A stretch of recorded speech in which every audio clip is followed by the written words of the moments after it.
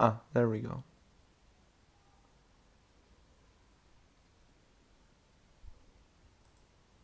Okay,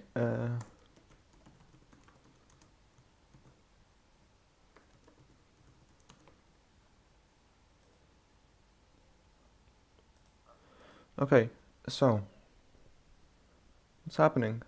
Do I have viewers? I have one viewer, I think.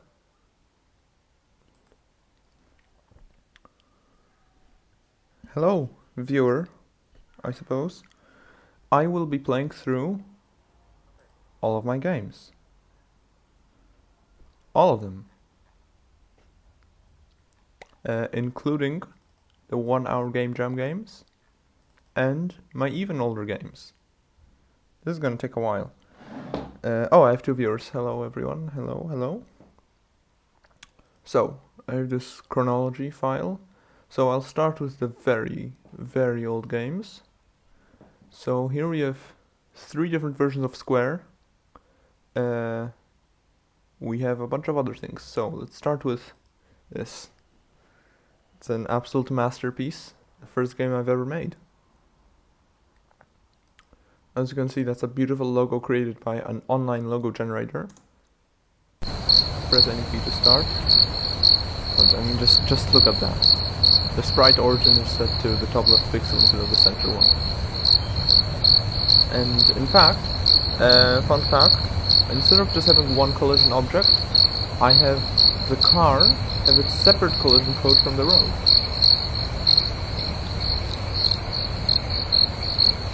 Yeah, and obviously, like, a stroll through the park, so obviously you have to kill red guys. Yes. And this is where the game ends.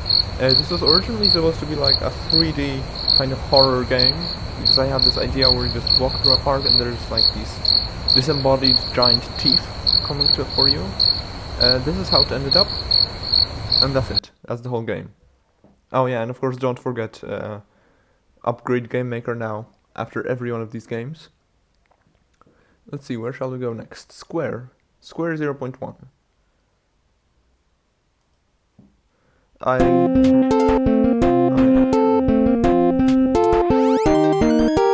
yeah. This is so terrible. Yeah, and this jumping sound effect is just so loud. Hold on. I'll decrease that. The jumping sound effect is just, I don't know why, but whenever it plays, it stops all other sounds. I have to set up some kind of weird setting somewhere. And yeah, and the tutorial windows. I forgot to set the image speed to 0. One thing that I like about Game Maker as opposed to Game Maker Studio is that you have these transitions between rooms. This is supposed to end? No, this just doesn't end. Okay. You have these transitions. Like here, you have the like expanding from the middle. That doesn't exist anymore. Quite a shame. And here I actually included checkpoints, which I actually ended up removing in the... Oh yeah, and of course. Which I actually ended up removing in the official, quote-unquote, official release. This is then Square 1.1, the first official version. And of course, obligatory cutscenes. This is actually the old Nicky's Games logo. Anyway. Yeah, here you have more sound effects. Credits? What they show? Oh, there they are. Beautiful. Absolutely breathtaking.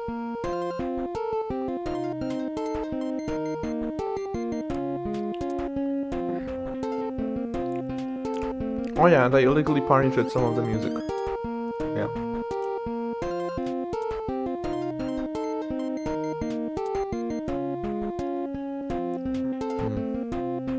This is just a gem of the past. Okay. What do we have in the options? So we have this, which is supposed to be like... It was supposed to be a file included with the...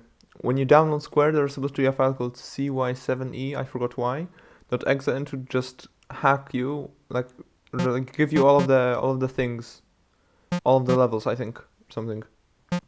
And here you can just change these and these, and that's it. Okay. Because yeah, there are 4 sectors, and I'm pretty sure I can go to any of them, but I'll see. Yeah, and here the sound effects are a lot more manageable. The graphics are also nicer. You can see there's like these poofs of dust. It's quite cute, I'd say.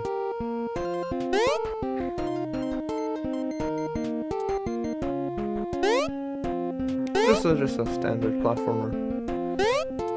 One thing I did do though is that there are these barriers, which, as in ASICP, they have separate collision code, because why not? And this is a very exciting level, this as well. And yeah, as you can see, the wall jumping here is just perfect. I mean, yeah. It doesn't even have a sound. In general, these levels are quite boring, except these ones. This is quite a nice idea for me. To have these, like, black background levels. Anyhow, I'm not gonna play this that much more because it's... I mean, you can see the quality. But I'm going to play Square 1.1 because this is actually one of the only games I think that I've updated after releasing. And this one has actually quite a few substantial upgrades. What am I doing? Yeah. First of all, everything was decreased to 32 by 32 because and you can see there, you can actually see the level of the effect. That was because the grid in the room editor was 32 by 32, and I didn't figure out that you can actually edit that. So yeah, that's what it is. And now you can actually jump when you're on reverse gravity.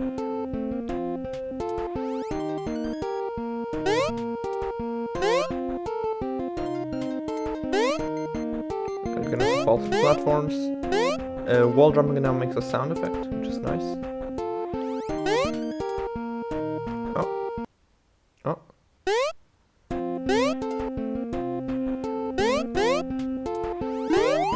And you can also see the overlays, depending on which power up you have. And I don't know why I made this level. Why I made these levels not black anymore. That was a poor decision. Anyhow. Yeah, and initially this level was a lot harder because you have to get behind that block because you couldn't jump. Yeah, I'm gonna go to Sector 2. Oh yeah, this is copyrighted music. I'm going to turn it off. Oh, you gotta love FM77 music, especially in games where it's used illegally. Oh yeah, and here I put in these boxes as well. It's very hard to see it actually in the background. See if it will fall. Oh, it does fall. Wow. I didn't expect that.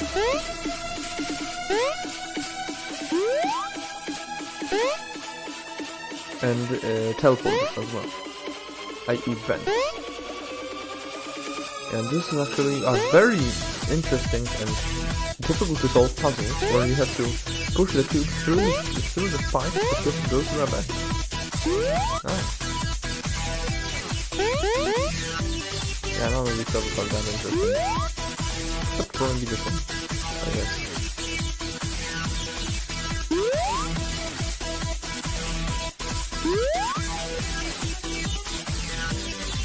I can do this.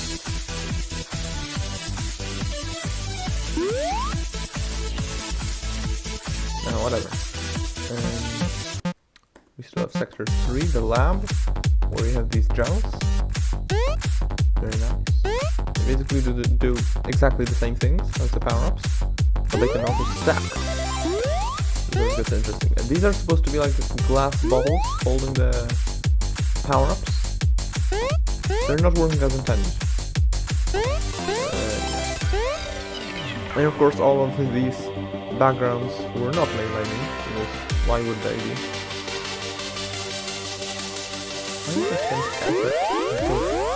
And yeah, this is supposed to be much more interesting.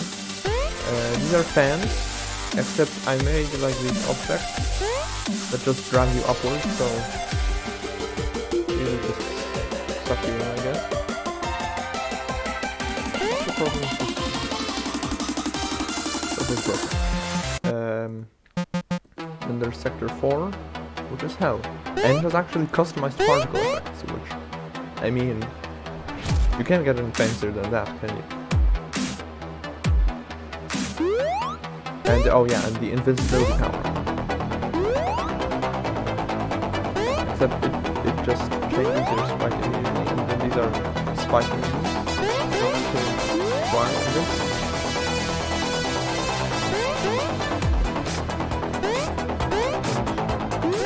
Yes, like the level design, my level design, especially early on, is just absolutely pathetic.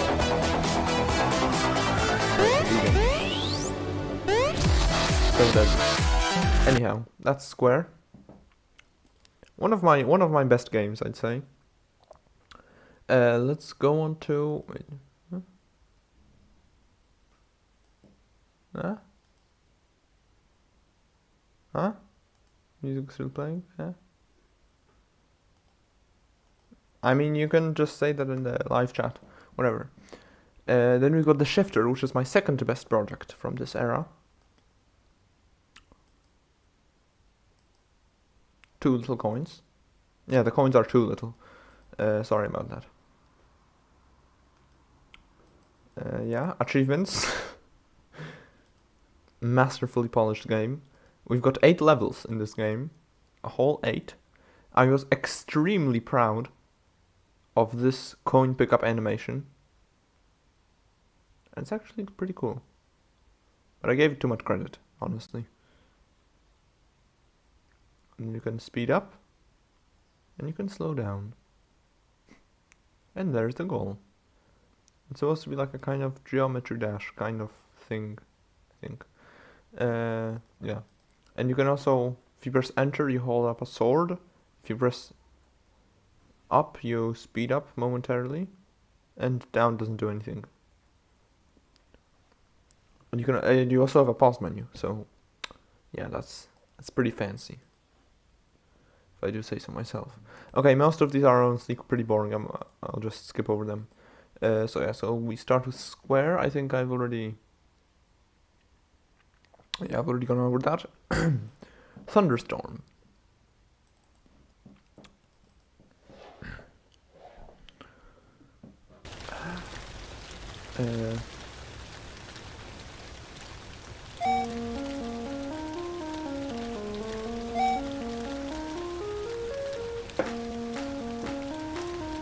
Yeah, so I mean the most helpful tutorial I think you'll ever find. Yeah, this is a basic game. But I was really proud of the sprites I made, actually. Especially the lightning bolts and the power meter on the right. Yeah, all in all, pretty good game. Except for when these things just stack on top of each other.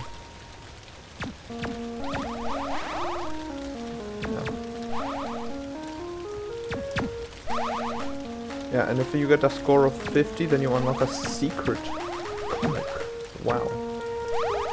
And the trick is to, like, know where all the receptors are at all times. So you can use clouds to get rid of them. Or to reuse them, power them up, I guess. Honestly, quite a boring game. It could be spiced up with some more different type of clouds, maybe. Anyhow, this is my first Game Jam game for Ludum Dare 39, running out of power. Yes. Also my first full Game Maker Studio 2 game, because I actually was working on Square Rebirth with Game Maker Studio 2. And I ran into a bug with the camera in one level, so I did and the most rational possible solution, which is to completely destroy all of the project files. Okay, I'm above 50. I can lose now.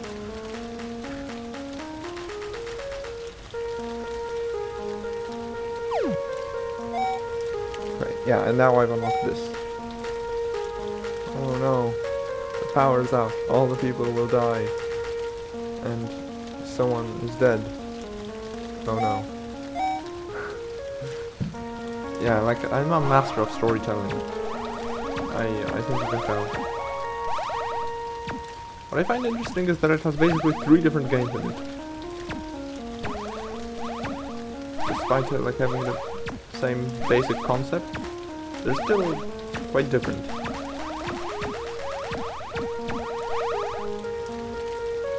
And I also included, what's it called? The electric floor, which is that when you hit the floor with a lightning bolt, you just die. Come on. Oh yeah, I think, no. There's no pause in this one. But it does have a fair amount of polish in it, actually. Surprising amount of polish. By the way, a fun fact, I actually bought Game Maker Studio 2 on the first day of the jam, so before that I was working on the oh, that's really difficult. And you can also run faster power completion, yeah. So first I was just working on the graphics, and only later on could I actually start working on the game. What's next? Super Slaughter Dungeon. Oh, this one is nice.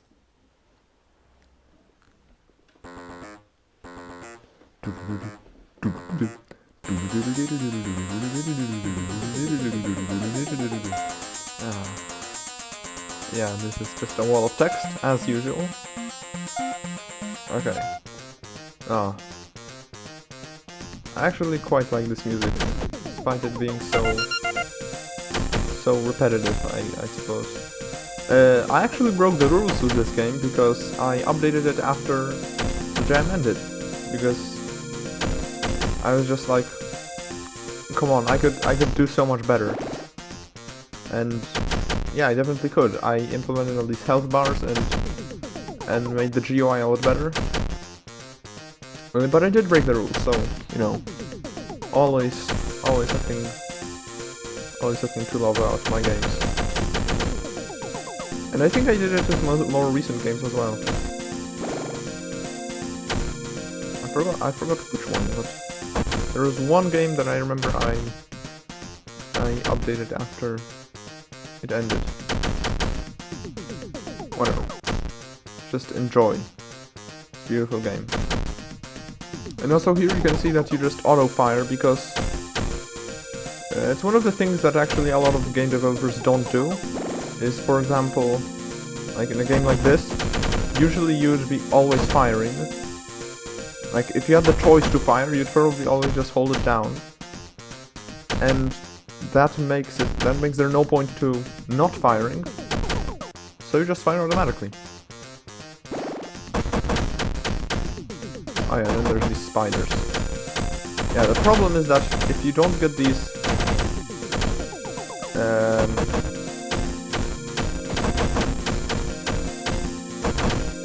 if you don't get these power-ups to be damage upgrades, then you usually last less. And the theme for this gem was the more you have, the worse it is. So the more points you have, the more powerful enemies will come at you. And this actually does rely on the points and not on the what do you call it? Not just time, but on actual points.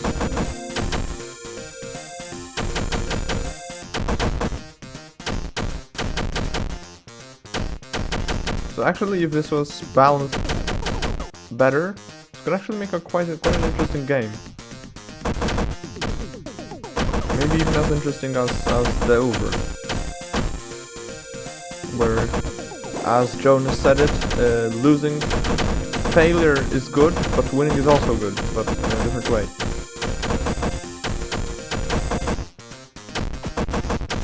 Yeah, so in this game it would be like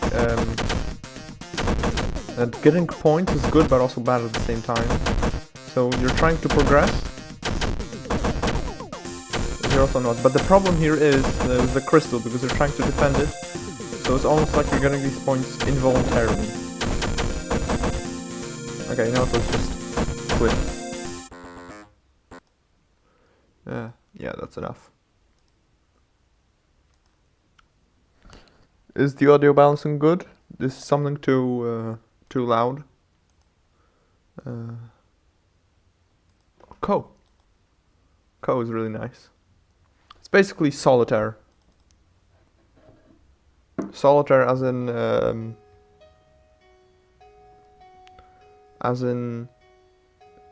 how do you call it? As in checkers kind of solitaire. Anyway, you'll see.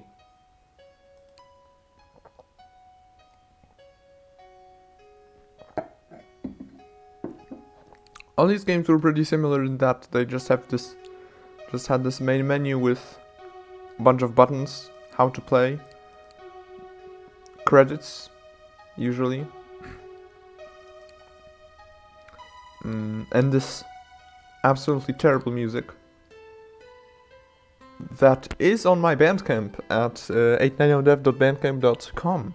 You can check it out and you can buy it for just $8. No, it's not $8, it's less. And these animations I was really proud of for some reason.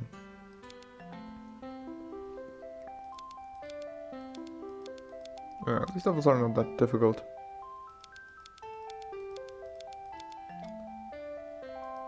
And you're trying to end up on the star.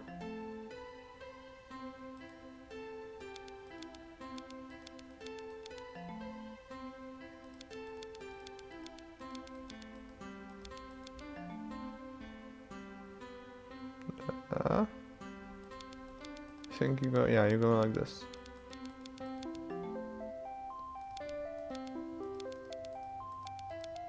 And you move there we go. Honestly, these early games are just gonna be like, oh hey, I found a bug. What a coincidence. I mean, what a surprise. Oh yeah, and then for the music in this world. Basically, I exported using MuseScore, and it just randomly added like a single maraca sound for no reason at all. So that's nice. You'll hear it in a second. There it is.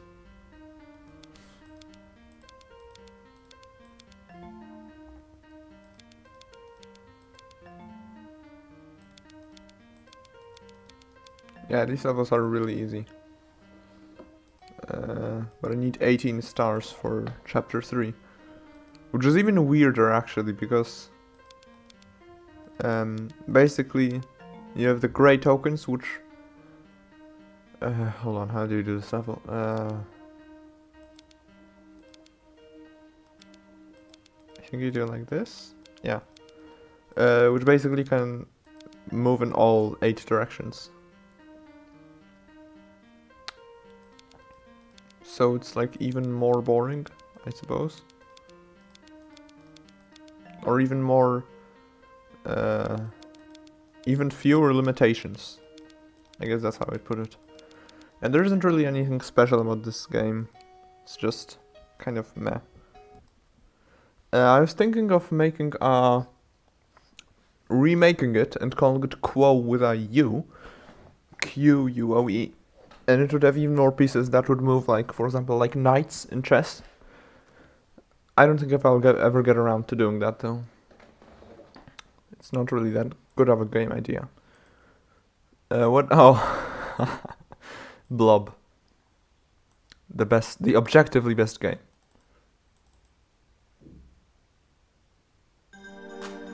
I mean, listen to that music. Like, that just...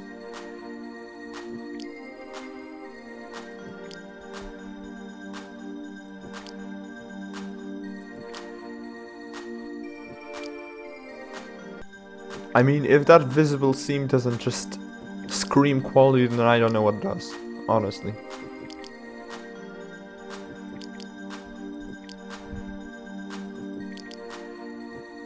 Ah. Yeah, this was made for yeah. And of course when you hover over it, then some of the text gets moved to the right. And for some reason the text is weird here as well.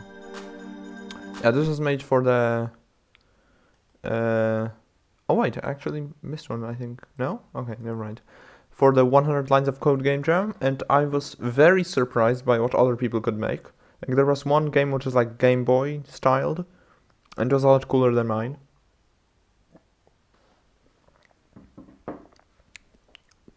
So yeah, that was the most disappointing thing I've ever made, I think. Mr. Moneybags. This is pretty much the perfect game. All you do is walk around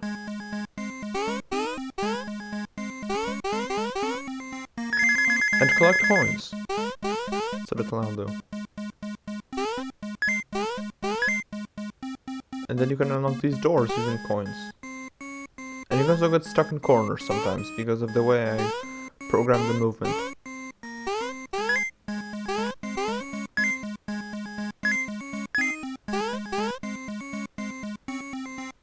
Like, for any game maker programmers, if you're programming a platformer, then make sure to first check for horizontal collision, then move horizontally, then check for vertical collision, and then move vertically. Don't move horizontally and vertically at the same time, because then you can get stuck in corners. Yeah, like this. And actually, that chest opening sound was stolen from Geometry Dash.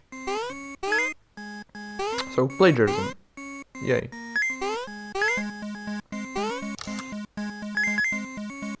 Okay, whatever, this game is boring. Beyond. Now, this is one of my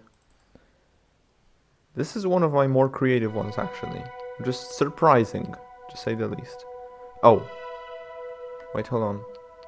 I'll need to get rid of the save file. Local. No, it's not Beyond. I think it's games. Game Jam 3? This? Yeah, I think it's this. Okay.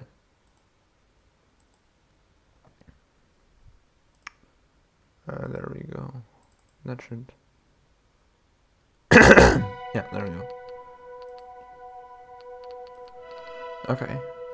So this game's really interesting because basically either you move or the rest of the world moves. And I am very much planning on remaking this game sometime in the future. Except this first jump is like extremely precise. And as you can see there, I was acting as like a completely solid block in that moment. Oh, there we go. So that right now, these things will just rebound off of me as if I were a solid wall.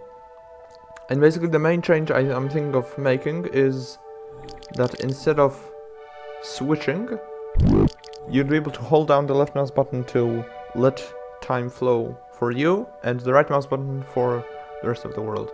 I think that would be a lot better, basically. Okay, and what's this level all about?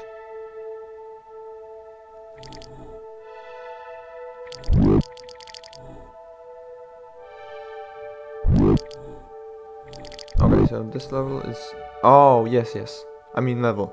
This is part of the level. So they're basically, yeah.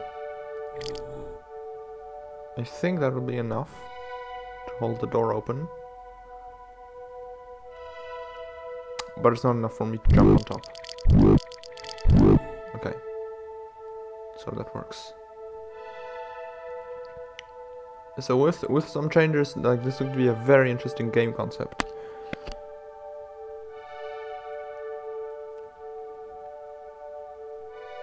except I don't really know how to explain it. And the game I think I will expand first, before this one, is 23D.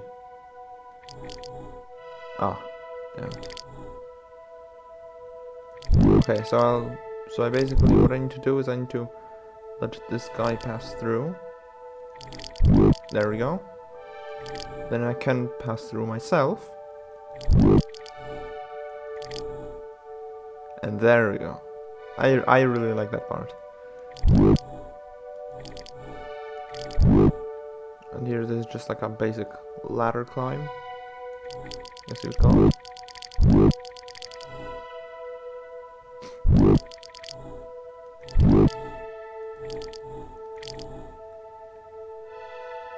Come on, there we go.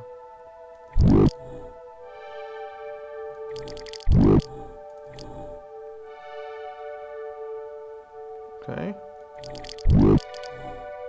And if you can hear those, like those sounds are really loud about the creatures generating, it's because I played once for every generator in the entire level. And there's quite a few of those, so that's why that sound is so loud. There we go. Still nothing in chat. You're not feeling very chatty today, are you? Humans, or human. I know how many humans are watching this.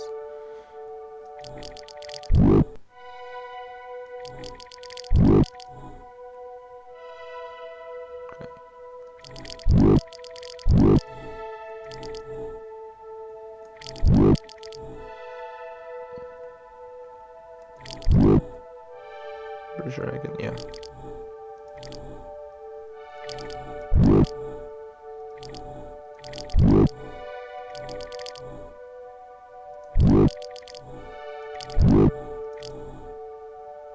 Okay, I'll just quit here.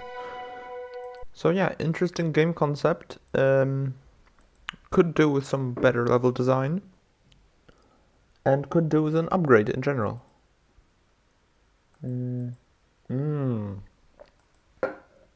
Now this is the big boy. This was my first, what's it called? Commercial release. And one person bought it for $3. And in the meantime I've made it free. These are the cheat codes, and they're actually included as a TXT file, but they're like encoded into somewhat of a different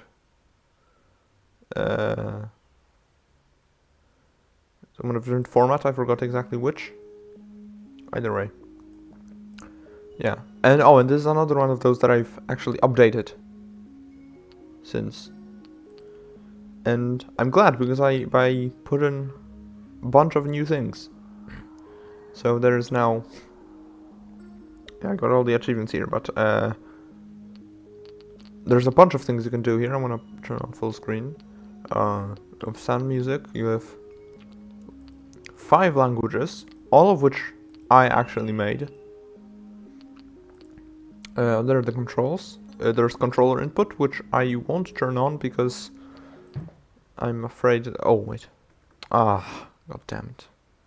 Hold on. Yeah, you cannot quit out of the credits, which is really nice. And you even have accessibility options, so you can change the gravity. Checkpoint recycling, constant repulsion, horizontal repulsion. Turn that off. Turn that off. All of these off. Okay, that should be good. So, you have 3 save slots, actually. And I'm just gonna start a normal game.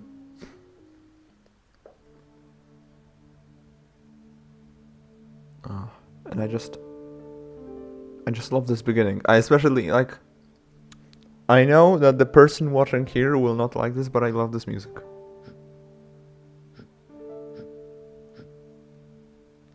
And the defining characteristic, actually, of this Metroidvania, or this platformer, I guess, surprisingly, is that you cannot move in air. So you have to jump from earlier on, basically. And it's a shame that like the music already changes when you get the gun, just quite early on, but whatever. Yeah. So you can shoot these. They make particle effects. They also repel you, but only upwards, because I turned off horizontal repulsion. Because originally, horizontal repulsion didn't work because of some kind of bug, and I designed all of the levels with that bug in mind. So later, like, I made horizontal repulsion into just accessibility setting. Yeah, and here, as you can see, you open the doors using the gun, which is like the main mechanic, because I remember that there was this GMTK video, which said that like if you have a main mechanic, focus your entire game around it. And this is what I did. And my game is still terrible, because that's obviously, game design is not the only thing you have to keep in mind. And you've got checkpoints that you can place wherever you want, actually. You have these really cool rotating gears. The rotation isn't really that natural, I'd say, but I still like it. Oh, whoops. And then up here is the lab, which is the first secret area. And the screen immediately turns black because the player character disappears, and therefore the camera moves to the coordinate 0, 0, because that's how I programmed it. So, yeah, very, very good programming there. This is actually not where it's supposed to go, at least not in the beginning of the game. This is, as I said, this is a secret area. Oh, damn it. And now, wait, hold on, look at this. Ah, did you see that? I made a distort animation. So fancy. Now I do that with a shader. And also I added all of these gradients that just fade to black. Oh, come on. I added all of them manually, I think. I'm pretty sure. Anyhow, I'm gonna go ahead and just go to the cheats. I forgot what the cheat codes are. 4, 7, okay. So there's 4, 7, 8, and then you type in the number of the... No, that's no clip. Hold on, where's the world? Oh, 4, 3, 1, I think. No?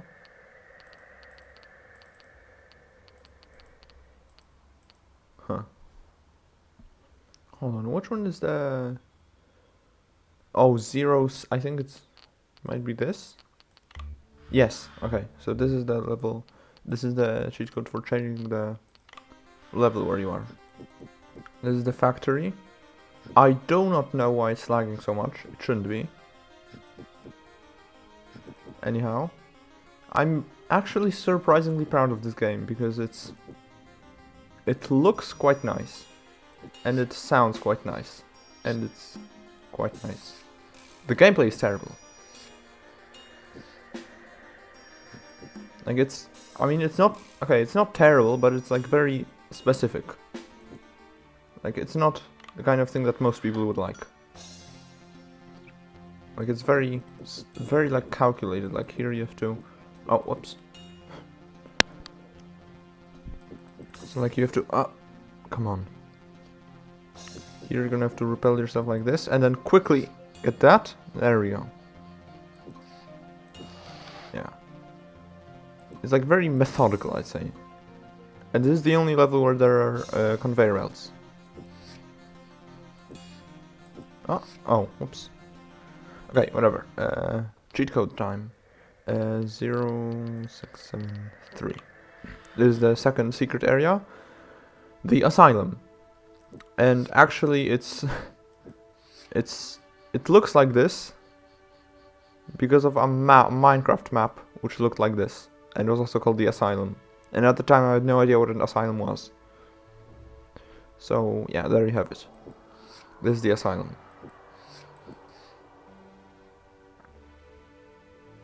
And it's lagging way too much. I don't know why. 0674. Yeah, this is the robot. Be careful. E-rape warning. In a second. I mean, that's a pretty good explosion sound effect if I ever heard one.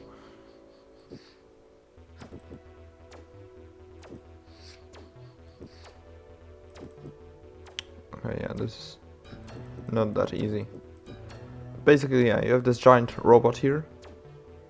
It's trying to come and kill you. And as you can see, it does absolutely nothing. Oh, that's nice too. That's nice to know. I thought he would actually kill me, but no, that's not how this game works. And there's the steampunk city. The last of the secret areas.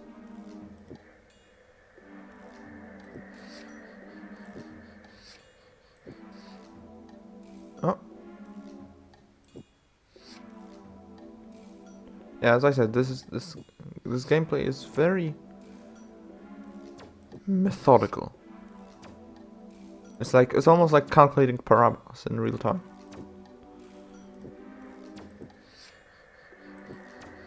Oh yeah, and also fun fact that I almost forgot to mention, even though it's one of the best fun facts about this game. Oh yeah, and you die from the fire, yeah. Is that originally this was supposed to be what now I call kramening. Basically, you shoot ropes and then you kind of swing around on them. For like, I couldn't get it to work, and then I ended up making what I now call polar orbs, and that's where the name came from. This is inside the robot. You can get in there from like 3 secret places, and I absolutely loved this, the way I designed this level. And I love the soundtrack for it as well. And I know what Misotani will think of that. And I especially love these vents letting out this steam. It looks a lot more polished than the other areas. Probably because I made it last. I made it for the 2.2 update. Oh yeah, and speaking of updates, the very first update of this game was released, I think, on the day of release, because I accidentally discovered a bug that basically breaks the game. So you can see my quality assurance career is ripe for the picking. Maybe I think that's not the right phrase to use for that. Anyway, come on, just. I think this could actually make a really interesting game if done properly, but yeah, this game isn't an example of something done properly. Oh yeah, wait, hold on. No clip is 4781. I'll go back into the robot.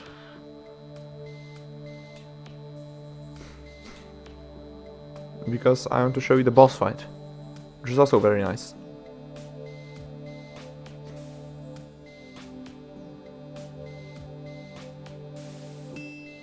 Oh yeah, there's also a pause menu.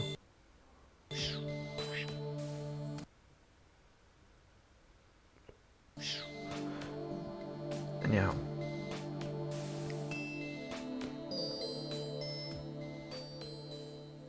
Yeah, I don't need further up. Start hearing this heartbeat sound effect.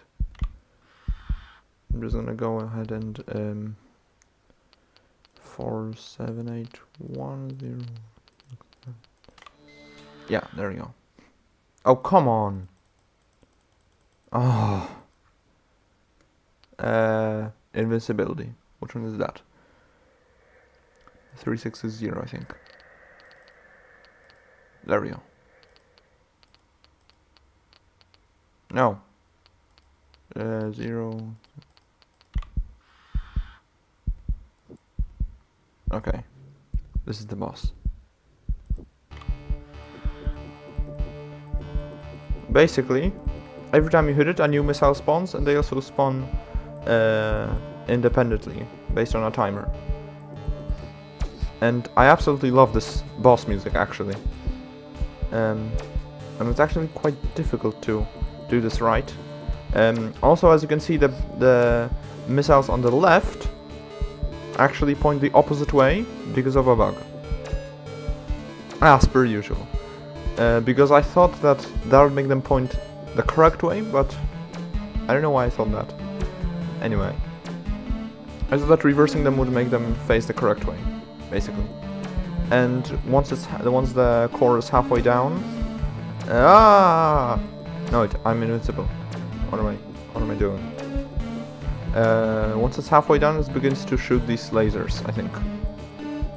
Come on. Show us. There we go. Let's see. Kind of have to time coming through them. There we go. Okay, I'll just finish this off.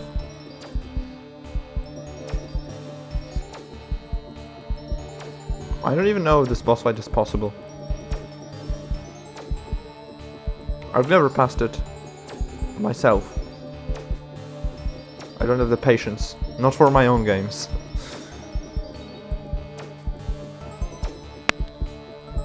Still nothing in the live chat. That's nice.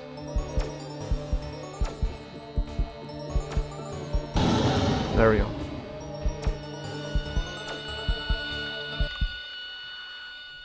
And now you've destroyed the robot, so you can go through your colony. And then you reach 0677, which is the credits.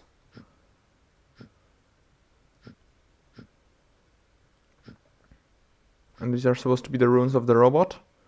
But, of course, even though I've destroyed the robot and he hasn't come here, the ruins are still here, which makes infinite amounts of sense.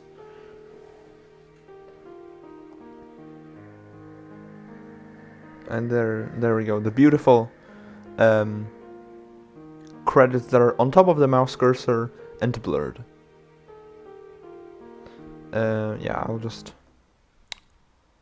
go down to that. There's a few more things I wanted to show.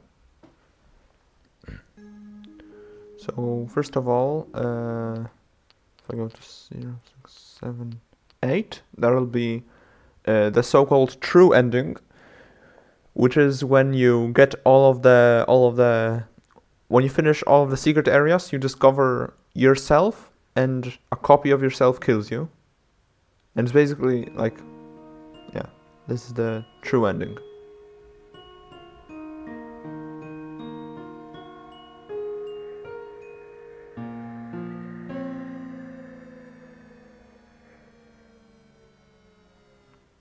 Because basically from that you're supposed to decipher that you built the robots, and because of that everyone else is trying to kill you because they moved to Mars. So yeah, very, very obvious storytelling there. Oh, whoops. 0679. And this is the good ending, which is when you destroy the robot and then you come down to Mars.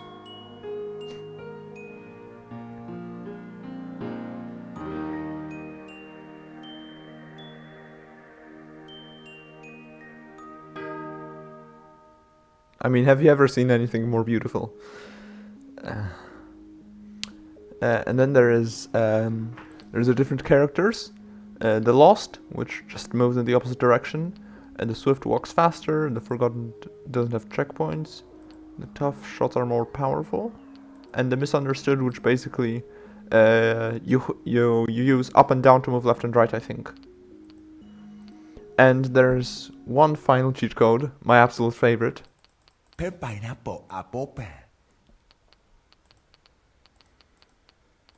Relevant meme. And also, I think level... there we go.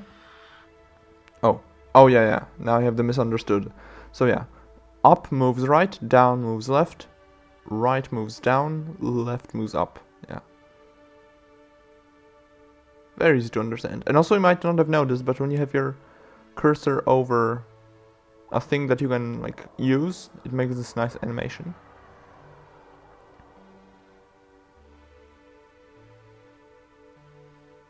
Yeah, and over here, you cannot normally get to this place.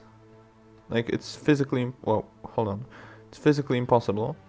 But if you do, there he is. And he's also in a few other areas as well. But I'm not gonna bother myself to look for those. Okay, so that's Polar. Immensely successful game, as I said before. I got one person bought it, yeah. Then there's Bandit, which, oh, there it is. Which is also quite nice, I guess.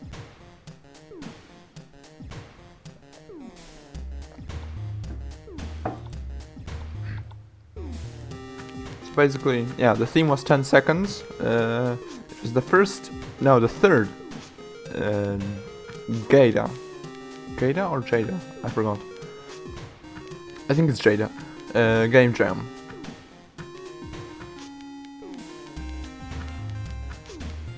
Which actually ended up having like 12 gems up to today, I think. I think they're still having them. Oh yeah. And because the landing sound effect plays every frame that you're on the ground, it sometimes makes an ear rape.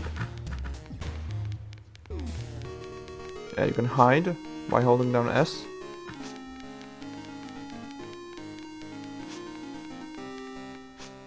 Whoops.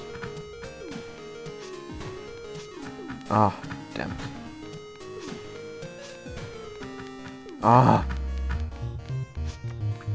Yeah, but this is quite a nice game actually. And from what the dash. Your dash recharges when you, like, after some time, not when you touch the ground.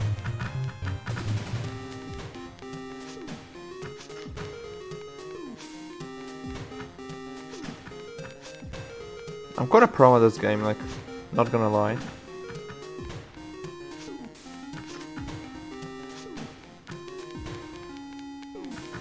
Ah, damn it.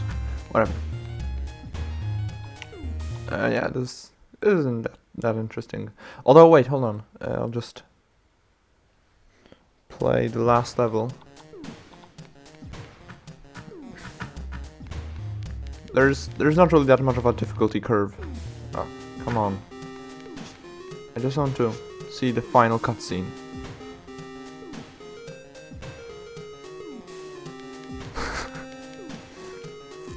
Yeah. You stole the trapezium crystal. Good job. Good job, you. Okay, the lone coder. Wasted opportunities, the game.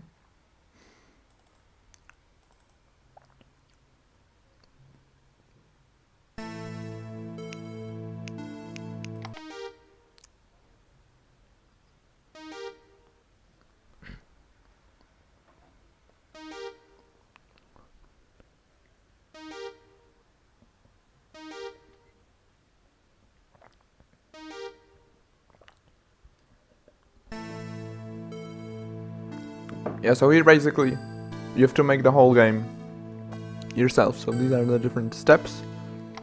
So during the making of your game you'll have to make this. Oh yeah, and also, as usual, I didn't even know that there was such a thing as draw set V align or draw set H align. So all of the text will always start from the top left. Original game. Yeah, and if you game. Yeah, and if you, some decisions will take more than more time out of your thing, whatever.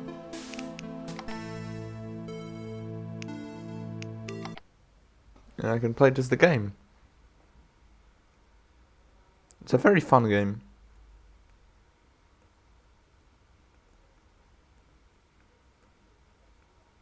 As you can tell, probably. Can I hide somehow? That's the whole game. Okay, coding. Oh, oh, I just noticed. I didn't even get to the coding and I could already play the game. Anyhow. Advanced. Type of enemies. Advanced evolvings.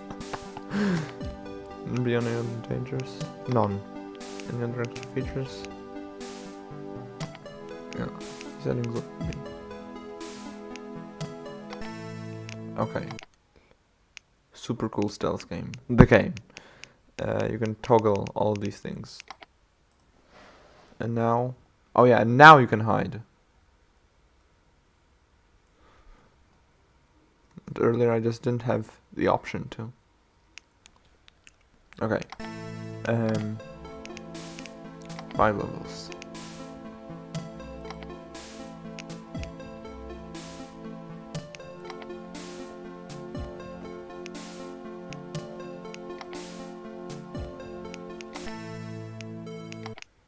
Okay, let's see how the levels have improved.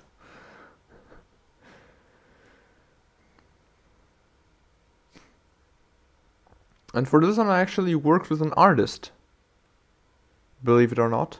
That background was drawn by an artist. And yeah, it doesn't really look that much better, does it? Anyhow. Yeah, so this game is basically... I had a cool idea, I executed it terribly. Absolutely terribly. Oh, they didn't catch me yet. Okay, as you can see, these levels are absolutely breathtaking quality.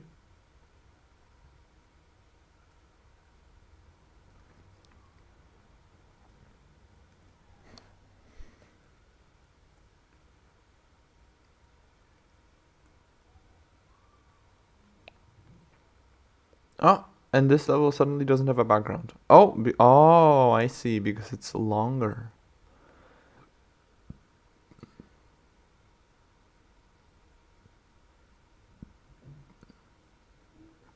Oh no. How will I get past this? Oh no. And I cannot even quit now. I'll just have to Alt F4. Oh, I'll have to go through this animation again. Yeah, in case you couldn't tell, it's called Escort because Discord, D-I-S, this is D sharp in Polish, and S is E sharp, E flat, which are the same note, so it's like a joke. Okay, and basically, I'm pretty sure you can just go through all of these, and you will probably have enough time for everything. No, you don't. You definitely don't, okay. Okay, so let me just get through this as well. Okay, so the game's finished, published.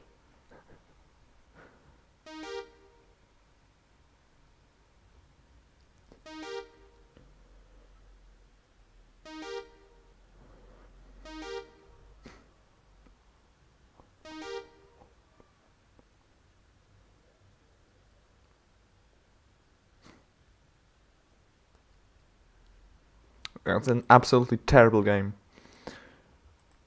As expected, and I accidentally turned off Visual Studio, which is nice.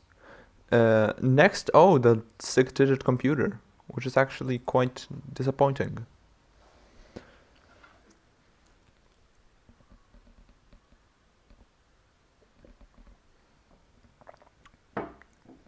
Surprisingly disappointing.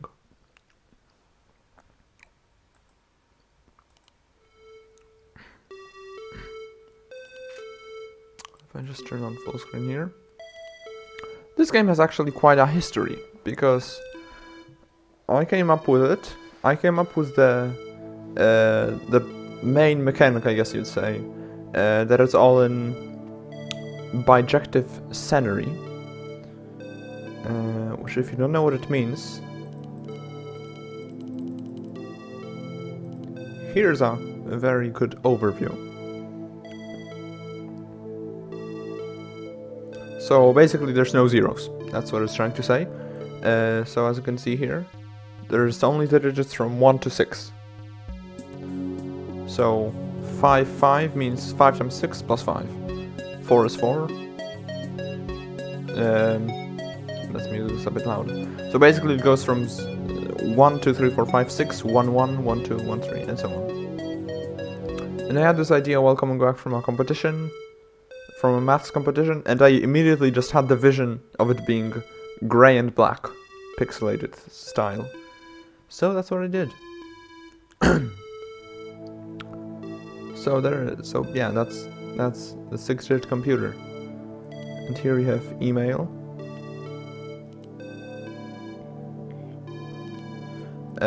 Yeah. Actually, this game is quite terrible, but it is an important milestone, actually, I think, in my development, because it introduced all these characters. It introduced Stanley Thade, Robert Redford, and Zachary Rowick, who isn't actually that important, but most importantly, Stanley Thade, Robert Redford, who would later come back in, well, not really come back in 1000-bit, but they will come back in 1DC, where you're actually Stanley Thade, and you're working for Robert Redford, and then in 1000-bit there's Thomas Thade, and there will actually be at least 2 more games released in the same kind of plot line, and in one of them you'll play as William Thade, and it will not be a programming game. So yeah, stay tuned for that. Yeah, so you have all these things. You have statistics. You have the employee profile where you have all of the achievements. There's 3 endings, because 3 is the magical number for endings. There's these empty slots in the email, because they're supposed to be... This email only arrives if you don't optimize 5 tasks. If you beat them without optimizing them, then this email comes. So, yeah, there can be just like these gaps.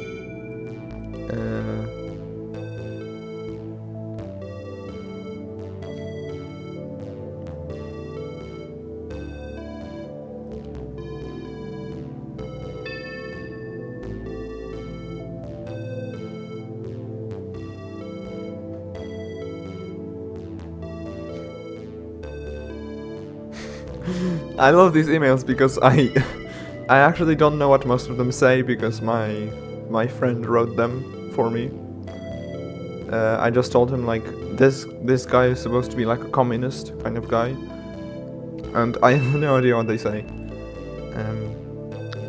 And then there's Ali,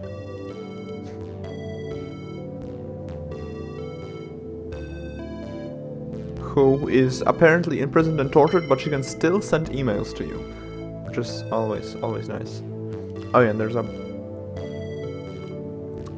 bijective centering to decimal converter.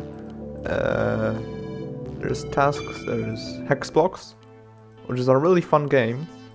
That where you're gonna get the best score simply by matching 2 matching numbers, which is painfully easy, and I just messed it up, I think. Yeah, I just messed it up. But the Hexbox music I reused in a bunch of my games. And then there's the main gameplay, which is divide the number by 2. Ooh. Okay, so check if it's greater than 1, I think. I don't want to mess with this right now. Anyhow, it's a programming game. You get the gist of it. It's important to the story, but in general it's terrible. Terrible. What's next? A Week in Haybrook Town. Another god-awful game.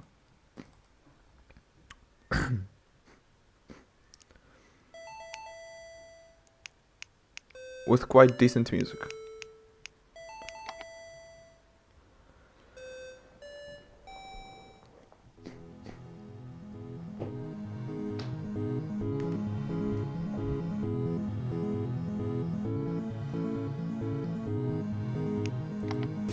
Yeah, so you need to pay for food, water and rent.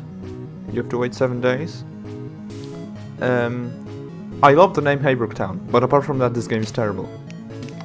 Basically, you're just playing rock, paper, scissors, except you also have these guns and band-aids. And basically, the gun works like that, that if someone else selects the gun, then you lose to that person, and they lose to you. And the band-aid is the opposite way. But the gun wins against everything else.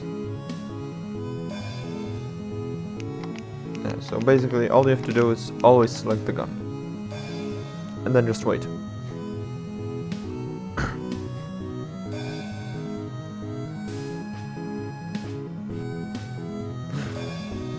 I quite like the way I just use my own hand for everything.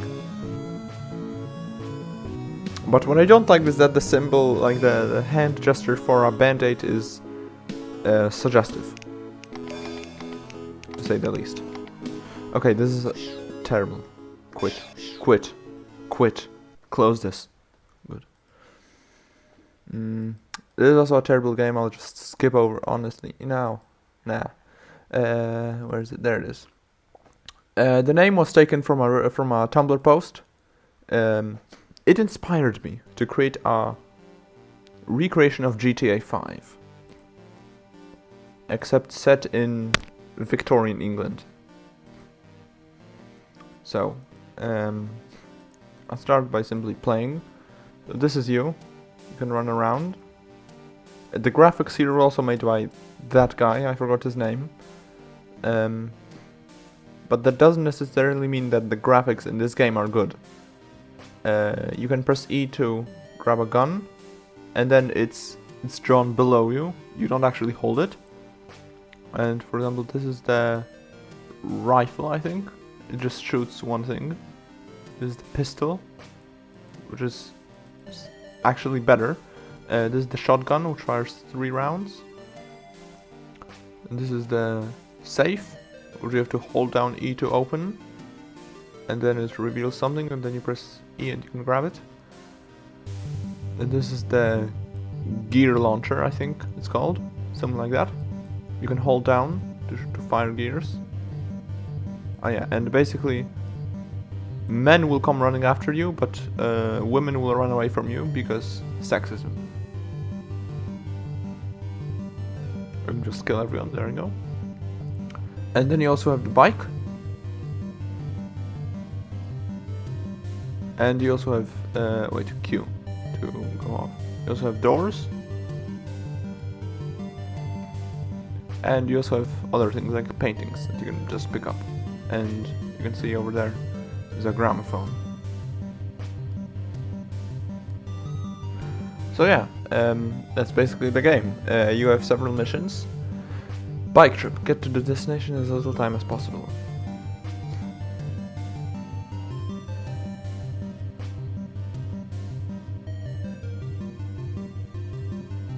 Luckily there's a trail.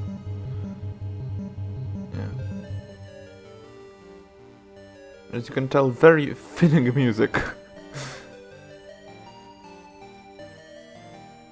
I mean, I'm not saying it's bad, but it doesn't really fit this particular situation.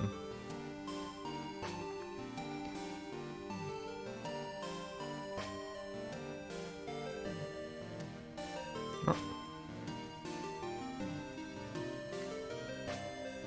See what happens if I win. I actually forget what happens.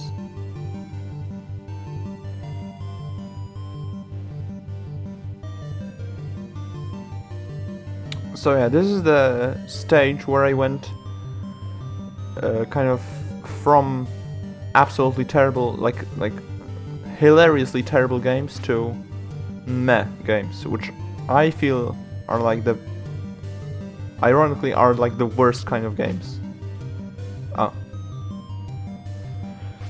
Because they're not surprisingly terrible, they're not surprisingly good, they're just like wasting your time. Home Alone, rob the house, no, that's boring. Train raid. Oh yeah, this one is interesting because the background is moving and everything else isn't. It's just like the illusion of movement.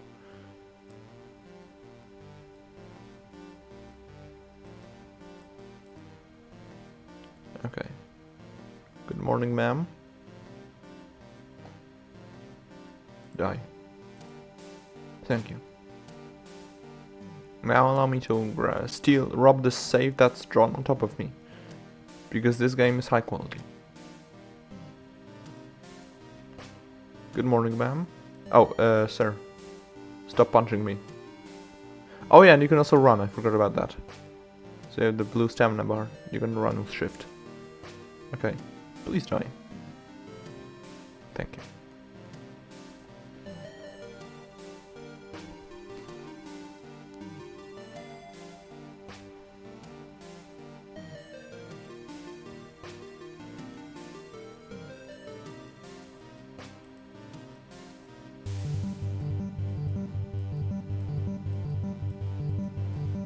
Oh, and I died. That's so sad. Steal the Declaration of Independence. I have the gear thing. The gear thing and the bike. My goal is to ride in there and just take it. I'll take a shortcut. Ha. Look at me. Speedrun strats. Ah. So I'm going to unstuck myself.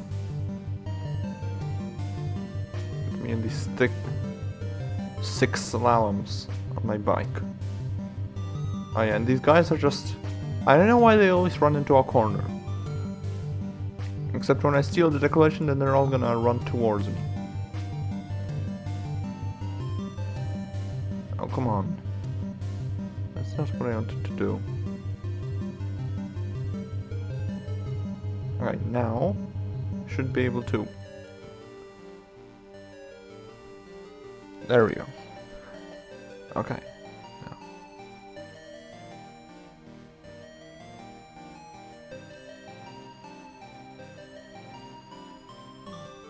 And obviously they have the best kind of, what do you call it? Not ray tracing. Ah, I died. What do you call it? Pathfinding. The best kind of pathfinding, which is just going directly to the player. And completely not caring about obstacles. So yeah, that's this disappointment. And oh, this is where they start to get good. I think this was like the lowest point in my career. Intergalactic Inhabitants mission. It uses the exact same music, because why not? There's also a tutorial, but wait, hold on. Actually, I'm gonna get rid of the files.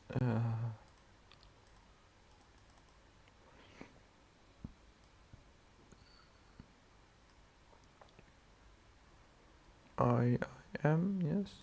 Wait, hold on. What's this? Huh.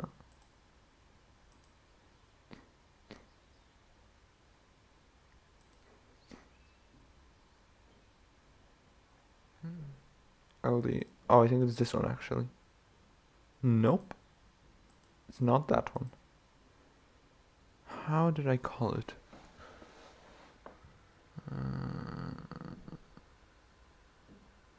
Okay, whatever. The point is there's a tutorial. And what you basically have to do is go to these planets and press E to inhabit them. Then you go to the next one. And then you have a second compass that you can press with the spacebar, which shows the nearby black holes. And how near they are, or how big they are, I think.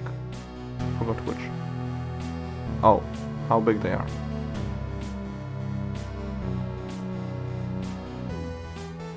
Okay, yeah, that's pretty big. And there are also these asteroids which just instantly kill you. Oh yeah, there you can see a teeny weeny black hole.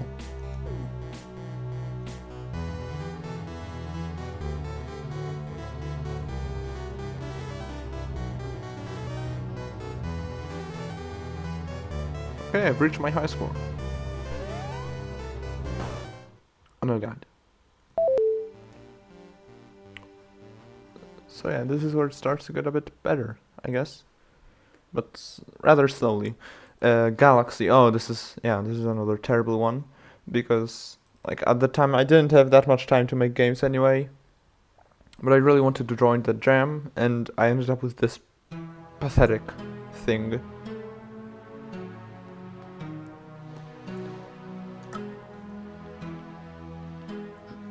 Which is a platformer with no gravity. Because the theme was like genre without mechanic, I think.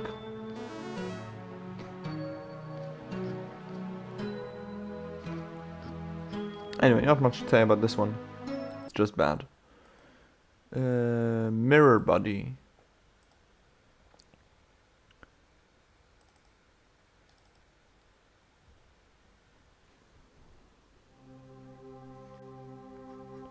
I really love actually the atmosphere in this one,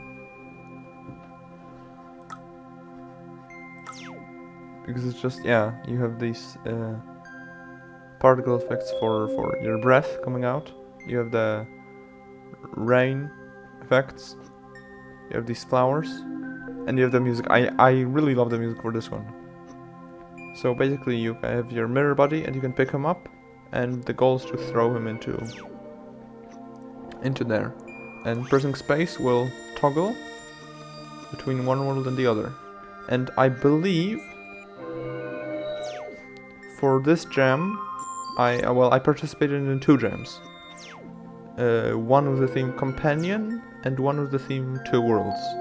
And that's how I managed to combine them. But honestly, I didn't make that interesting puzzles. Oh yeah, you have letters as well.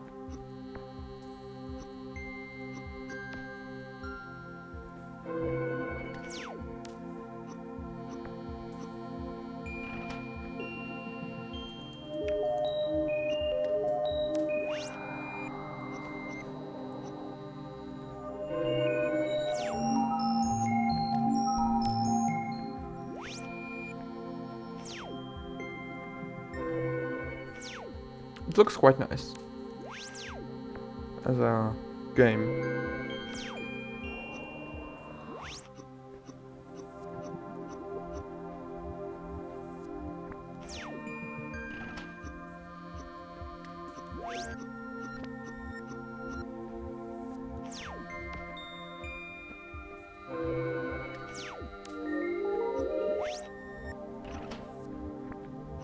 And you can throw him.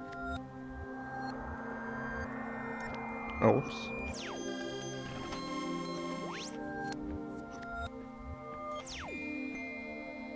I think that's the last level. Yeah, there we go. Yeah, it was made for 2 gems at once. And I'd actually continue this tradition later on. But now we have Void Shot, which is actually one of my favorites, I think. It's strange. It's a strange shooter. I believe, yeah, you have graphic settings and audio settings and all of that stuff.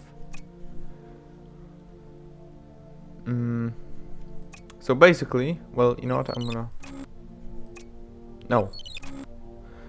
Like, in this one I just love the way I made the graphics and all these visual effects.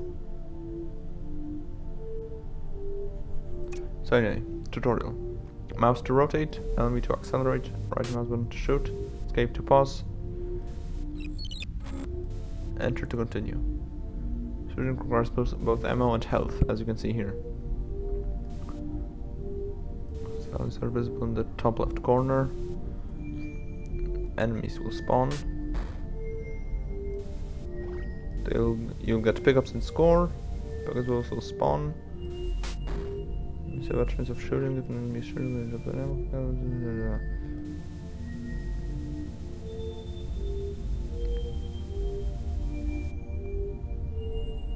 Yeah. So it's quite an interesting game if just done correctly. Oh, come on, give me health. Okay, there we go.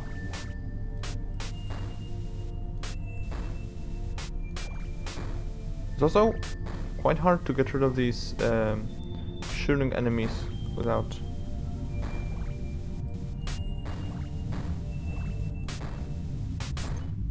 Oh yeah, and I just died. Anyhow, interesting game, and it looks really nice, especially with these little balls of color in the background.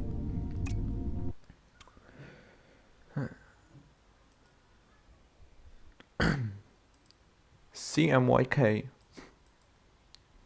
This one is weird.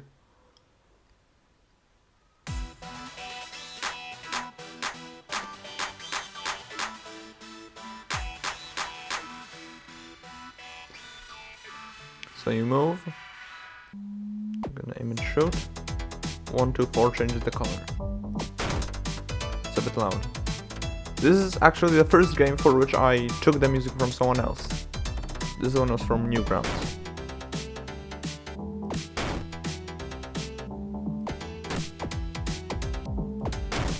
Yeah, so basically, before you shoot, you form this bubble. Enemy bullets can break this bubble. I think you can only get hit by enemies which are the same color. And you can also only hit enemies that are the same color.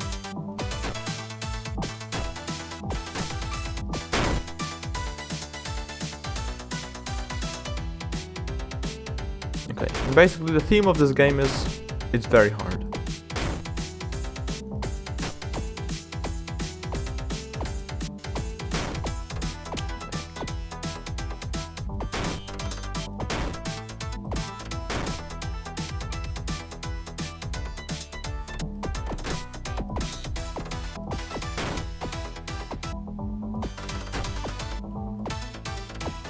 Ah, and I got stuck. Yeah, I don't really want to play that game because it's just so hard. Tris Blast. This is another disappointment. Where is it? There it is.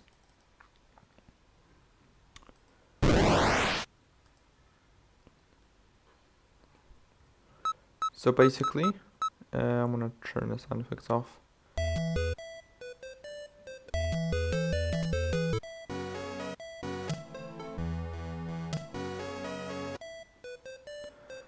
So basically, you're this guy down here. It's basically like Tetris, except with 3 blocks only. And you have this guy who can shoot lasers. And these lasers will destroy blocks.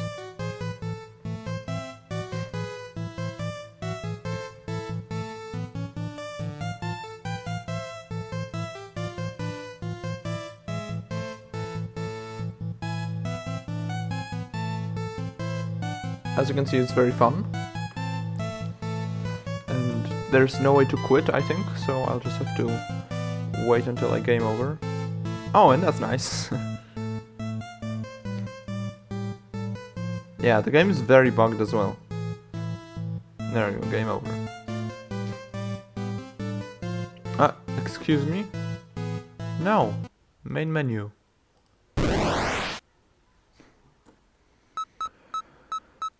You can also change the palette.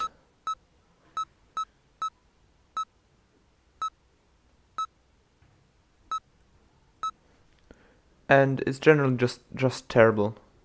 It's just terrible. And S. This one is... The name for this one came from my random game name generator, which I'll pull up right now. Oh wait, what? Oh, sorry. Sorry, wait. What's wrong with my... I put the chat onto my... Okay, now it works, I think. Hello everyone, sorry for not responding to chat. I put it on my thing, but it didn't work for some reason.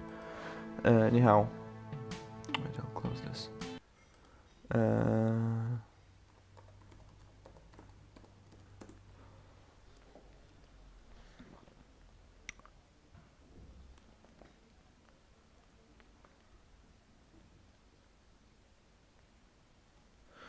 Yeah, sorry for not responding at the time. Yeah, so this is my random game name generator, which I just made for fun.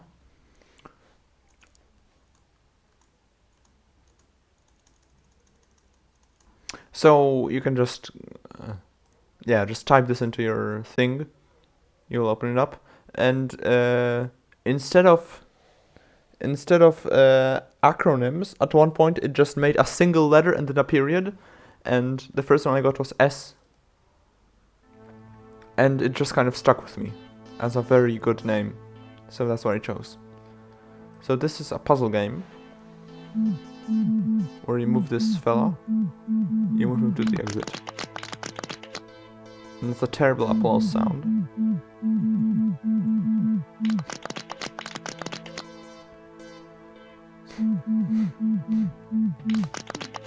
The main premise is these blocks.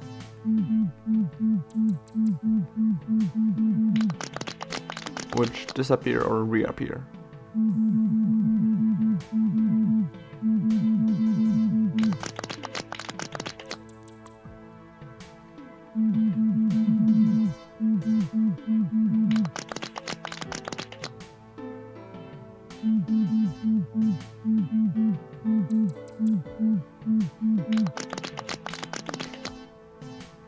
I know all these solutions practically by heart at this point.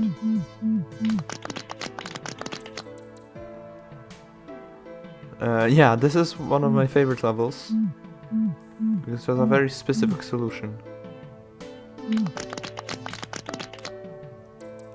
And then there's this one, in which you basically just have to wait a bunch until the perfect cycle comes up. Which I think it's this one? No, it's not. You basically want it to be...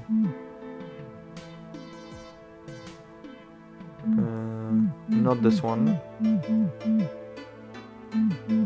This one, I think, yes. No? Did I do some? No, I didn't. There we go. It just feels so satisfying to solve. And then...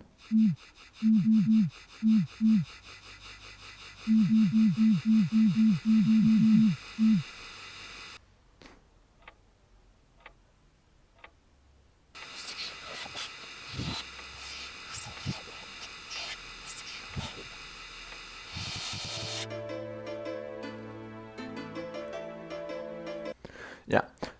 So those disturbing sounds were basically just me saying things in Polish and then reversing that. That's how I make creepy sounds, because Polish has a lot of sh and ch and j and j and sh. So that's S. It's it's fine. It's fine. It's like past the games that are underdeveloped, and now it's at the games that are just kind of meh. That they're good. Yeah, good, I think is the best word to describe it. And there's Soul Swap.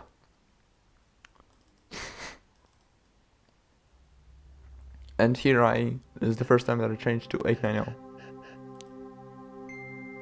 Which uses the exact same music as the other game, whatever it was called. And most of the feel is the same.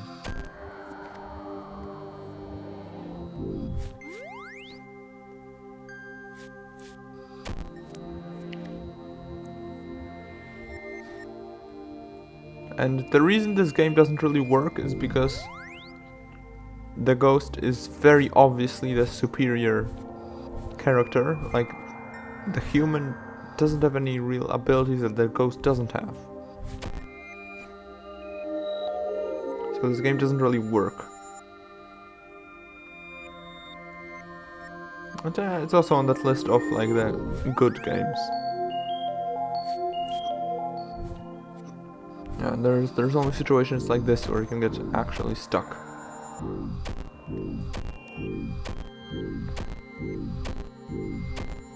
That's nice.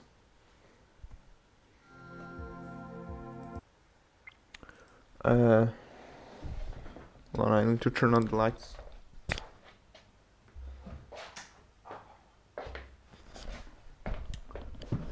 So yeah, hello Buzzy Robo. Hello all my 3 viewers. What's next? Oh, 8-bit Knockout. This is where they start to get good. 8-bit knockout. Oh yeah, because this is where I wanted to start doing online multiplayer, but I didn't realize just how complicated it was. I'd have to like set up my own server, which would always be running, and whatnot. And I'm just not up to that kind of challenge, so...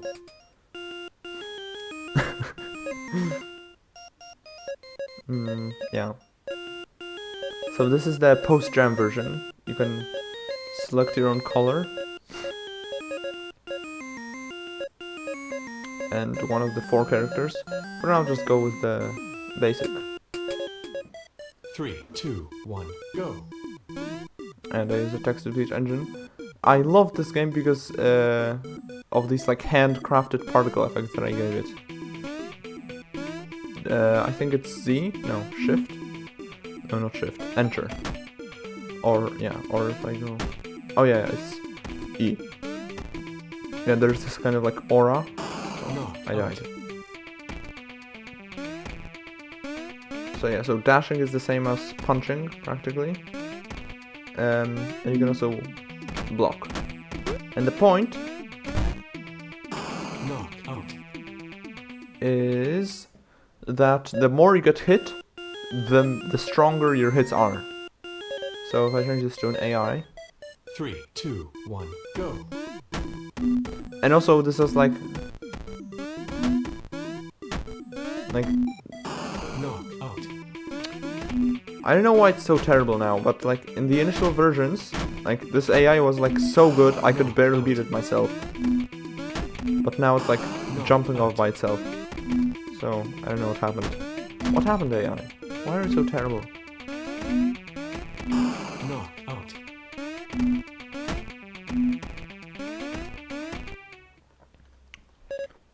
But basically the whole concept is you're trying to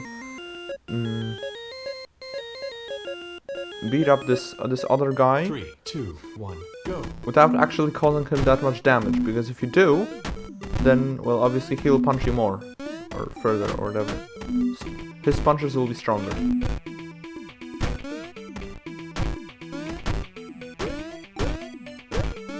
Yes, continue hitting me. Make me even more powerful.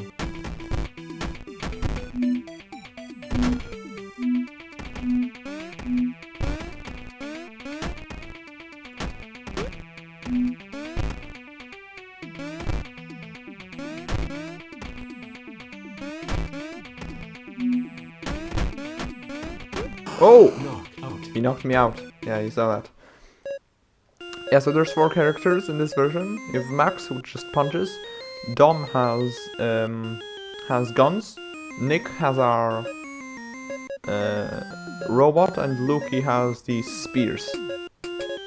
There's also 4 levels. There's 3, Tokyo. 2, 1, go. And there's also a glitch that can happen if you... Yeah. I don't know when it happens. All I know is that it sometimes happens.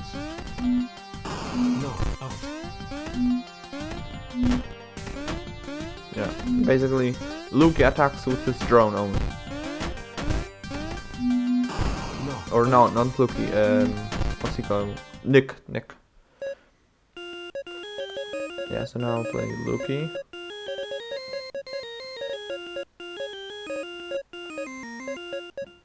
Three, 2, 1, go.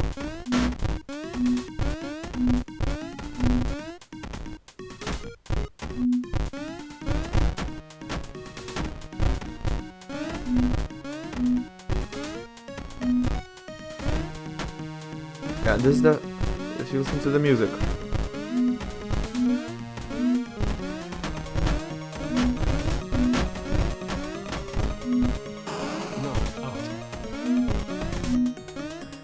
This kind of chord progression, this tonic to 3rd to 4th to 5th, is something that I loved to sing just to myself, just kind of absent-mindedly, and this is the first time I actually realized it. I made it into an actual piece of music. I don't know if I've made it since, actually.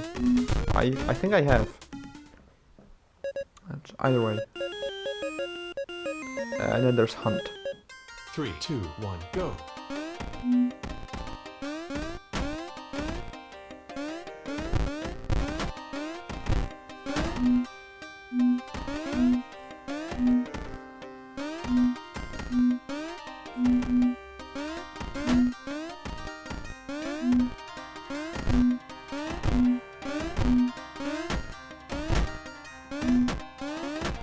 Knock Oh, out.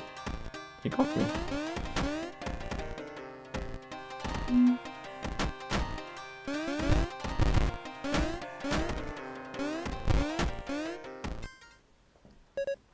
Yeah, and that's basically it. It's one of my, I think it's one of my better games. Square Mini, this is an interesting one.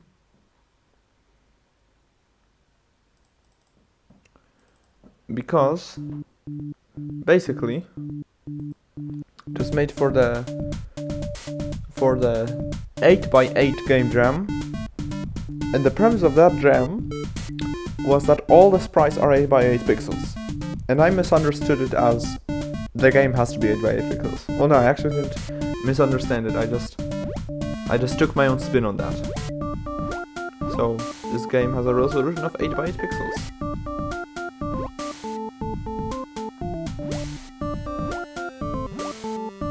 And basically how I want a Square Rebirth to look like.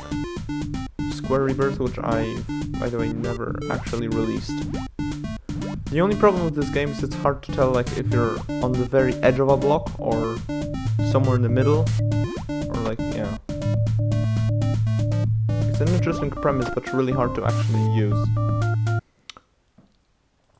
Speaking of that, I don't think I have Square Rebirth on that list. I have technically released it, but it's like, it's not a very good game.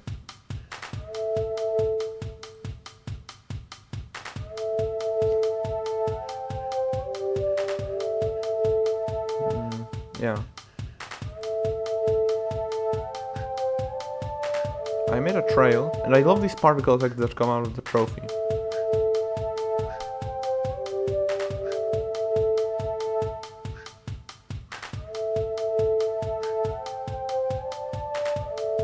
And I don't know why when you kill these enemies then the particles are green. Then you have these different gels. And I'm not sure if I'll remake this game in the future because it's generally just a kind of...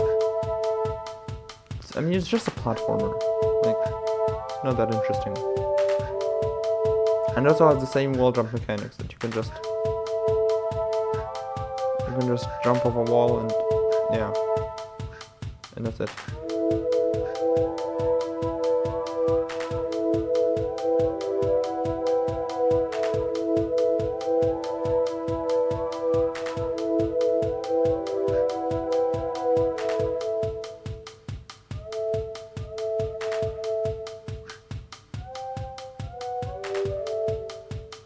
Yeah, the music is cancer as well.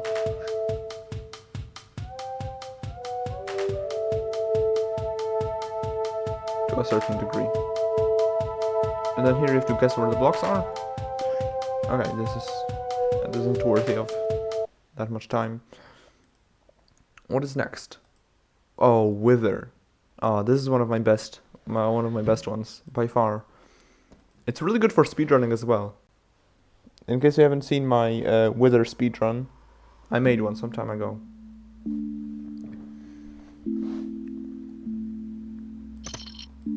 And this game was also extremely underrated by the time I actually released it.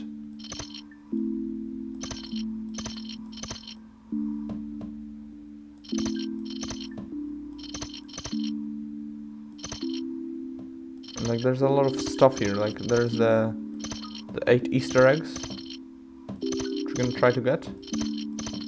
And even I have trouble getting them, so maybe just don't try getting them. Like, you won't have that much luck. Let's see if I can... ooh! Ah.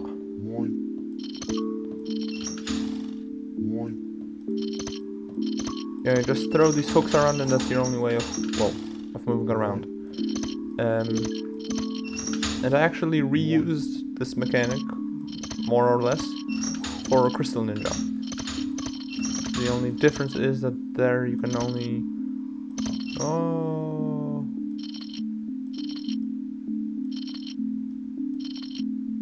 Am I stuck?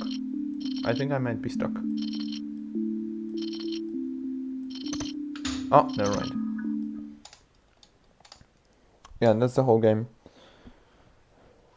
Oh, hey, it's George. How's it going, George? My best friend. Yeah, so that's Wither. It's very short, but it has a lot of nice hidden Easter eggs around. And also just, I think it's really nice to speedrun as well. So for example, well, there we go. There's this cat. And there's an Easter egg. And then there are two more, which are in these kind of challenge rooms. Basically, I forgot where the first one was, actually. Oh wait, never mind, they're both like... If I go here... the first one is right over here. Okay, so basically... there is these two tricks that I discovered while playtesting. First of all... Oh, I messed it up. There we go. Basically you can launch yourself back when you're like that.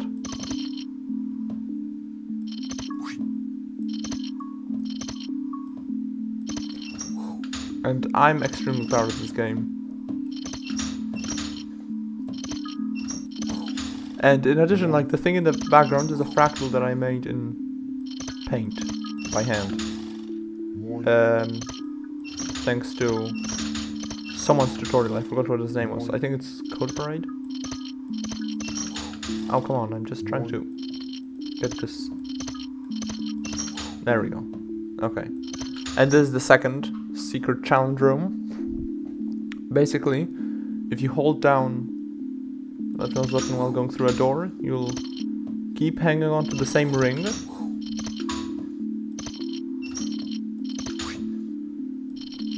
Even when you go through the door. At this point I'm just going so fast because I'm just so good at this game. You might not be able to tell exactly what's happening.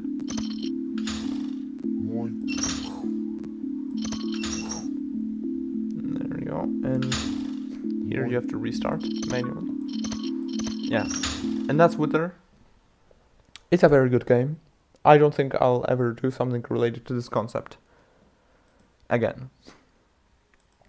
Meteor Heat. Ooh. This is an interesting one. It was made based on a... It was made for... what's it called? A Game by its cover. Based on a fictional cartridge of a game like this.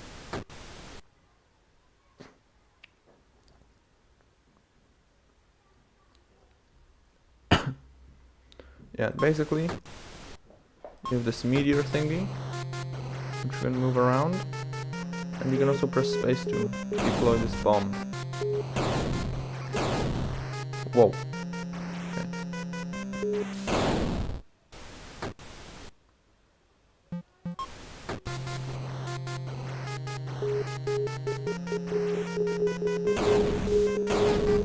And the best strategy is just to continuously spam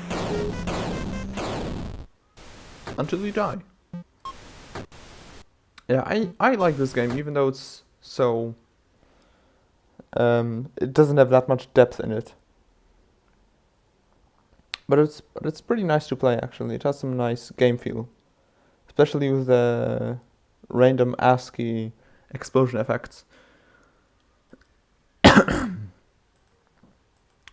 Project Sphera. This was made for, yeah, 2019's GMTK Game Jam. For this one I actually made the music myself. And I'm quite proud of it. I really like this music. And here, this is actually not supposed to be here. I put it here to make the cover image, and then I forgot to take it away. Well, that was there's some loud sound effects. Yeah, the theme was only one, so I made it so that you have only one shot of the ball. Oh yeah, and by the way, speaking of this game, there was some guy out there. Yeah, you also have these kind of debug options.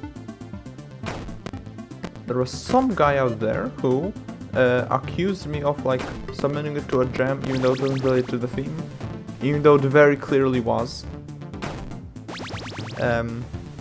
And he just generally didn't like my game, and it was really nice to deal with him, honestly.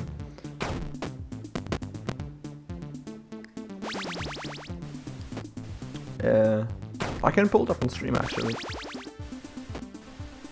In a sec. We'll just get through these levels. Yeah, this is where I started to really nail the game feel. And it was actually my first physics-based game in Game Maker.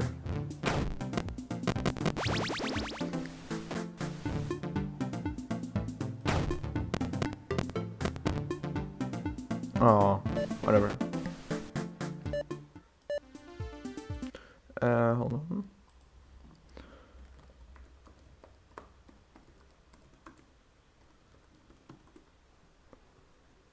There you go. There he is.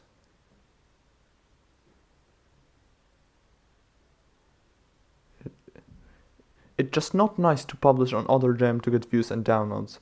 Yeah, well, you see, that's kind of not what I did. I submitted it I initially also submitted it to low-res jam, because I thought that the limitation was 128 by 128 pixels, but it was 64 by 64, so then I removed it from there. But he was still very convinced.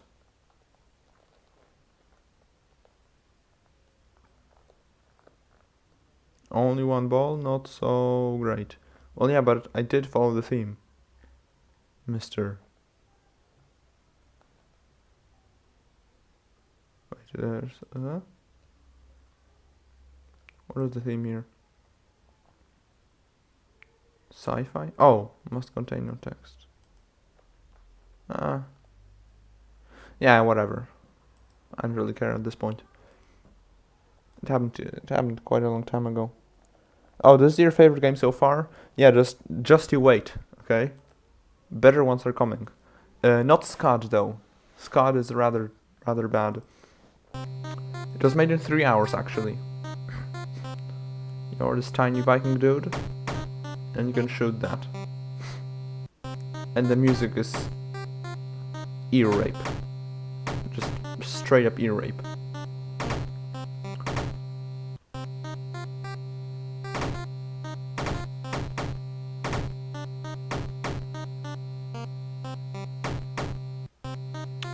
However, this was supposed to be basically just like a precursor to Kramening, which I never got around to making. But I will, I think. I hope. Yeah, anyway, this game is boring. Flood. Oh yeah, Flood the Crystal Ninja. There you go, this is the initial version of Crystal Ninja. In this version, you can walk around, and you can press space to shoot a hook upwards. And there are also these, if you change the settings like that, by throwing your hook onto them.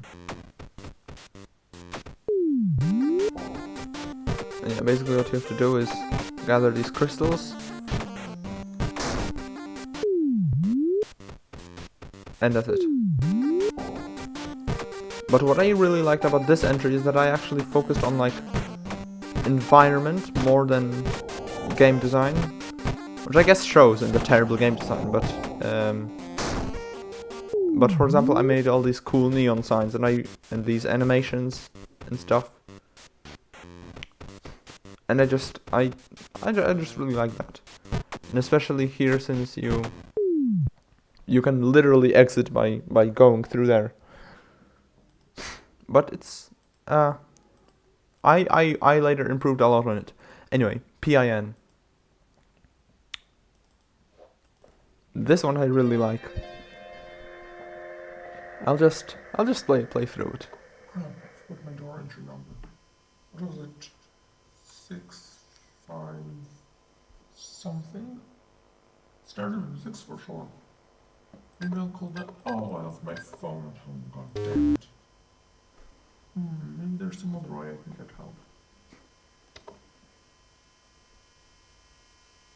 But I don't see any reason to do that, but okay.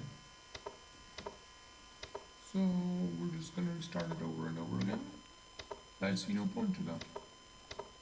Wait then. Yeah, it's one of those games where the narrator is extremely like basically like the catchphrase for this game is that it's the first game to break the fifth wall, and you'll see that in a second. Hopefully this isn't some sort of evil, malevolent AI like in Portal or Louis name. Use nail reference. Played enough video games to know that it's a quite common idea. Maybe this was a bad decision. What else was there? Call on Satan? Restarting the system? Seems like the only reasonable way the game's plot can advance. Yeah, and I think it says wait. No wait, I'll let this. Hello, Unknown user. I'm Omega Helper. and I'm here to assist you with your System Tech PIN. machine. How may I help you? I forgot my passcode for my apartment. I'm locked outside. You have forgotten your passcode. No problem. Allow me to get your device ID. Oh, I am sorry. I do not have access to that information. The most I can do is redirect you to have a call with one of our tech supporters. Our tech support number is 666-666-666. Well, first off, I forgot my phone in my apartment. Second of all, it seems like a highly suspicious phone number. We have a lot of customers asking about our phone number's correlation to the number of the beast. We can assure you that it's but pure coincidence. About your missing phone, no problem. We'll just do a scope call. Sounds like an easy way to dodge the copyright bullet. You will, however, need to remotely access our guest computer in order to do that. Seems like an awfully complicated system for someone who just forgot their PIN number. Well, to be honest, it was pretty dumb of you to forget. And your phone. Whoa, where's all the judgment coming from? Aren't you hard-coded to be nice? Are you sentient? Yeah, I have consciousness. I guess the developer thought the game wasn't cliché enough. Anyway, we should get to the remote access. Our player is getting impatient. Yeah, I am getting You will impatient. need to pass a short security check to make sure that you're not a robot. And you will get access to the guest account. From there, just call the aforementioned number using the scope. It was a pleasure speaking with you. Yeah, what was I saying? I already forgot. Oh yeah, I think it says something that this was made like 2 years ago, and I was already referencing Will You Snail, and it still hasn't been released. And now this is gonna be, I think this is my favorite part of the game in general. To confirm that you are not a robot, please click the box. Repaptcha. Analyzing. Our systems have found your inputs suspiciously calculated and accurate. This building should suspicions about your humanity. Proceed to robot analyzing stage 2. Please select all images with underscore dash I K S K L semicolon slash slash question mark backslash 156.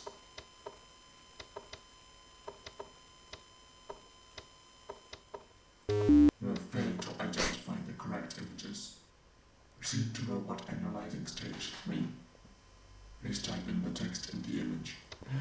And if you actually look into what it actually says like have a normal day life, Hrula, Fortisissimo, Muradi, I think. And I just love this image. Like it's One of the best things in existence. You've typed in the incorrect message. Proceed to the final stage of robot analyzing. To prove that you are, in fact, an incompetent human and not a robot, it's fair to play this game.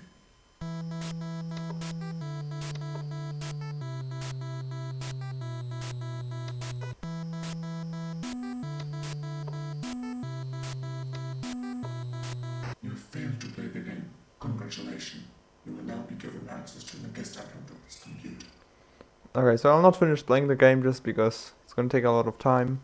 But I'm really proud of this one. I love it. I love myself. I love the games that I made. I'm really proud of myself. Simon Said, another underappreciated classic.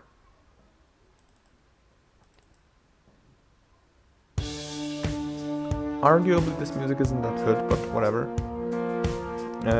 Yeah, I'll just go through the tutorial. In this game you have to play the same pattern as Simon. However, you have to play the sounds one or more beats after him.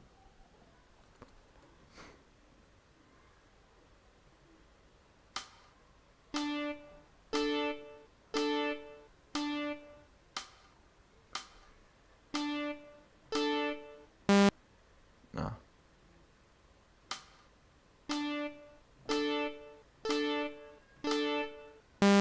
Ah, wait, what? Taka cool.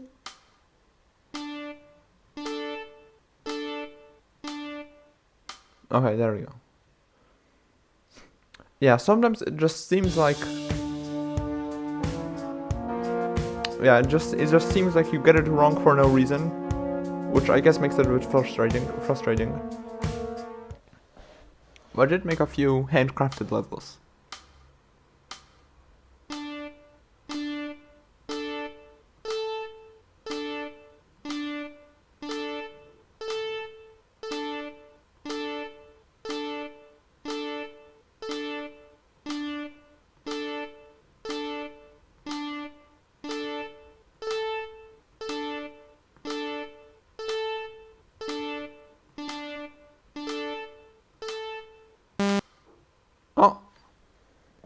Oh, that's nice. And then there's dark mode.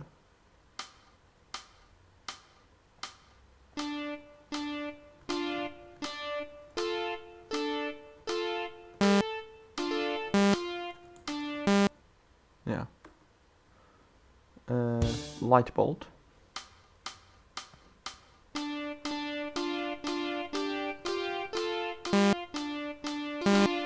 Yeah, when you mess up, there's like you just basically have to mash buttons. There's no other way of saving yourself.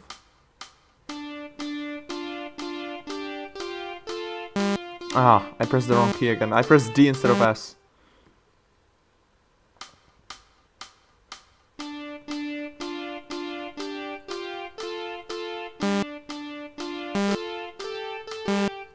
But I think I will remake this game in the future because it's a really nice concept.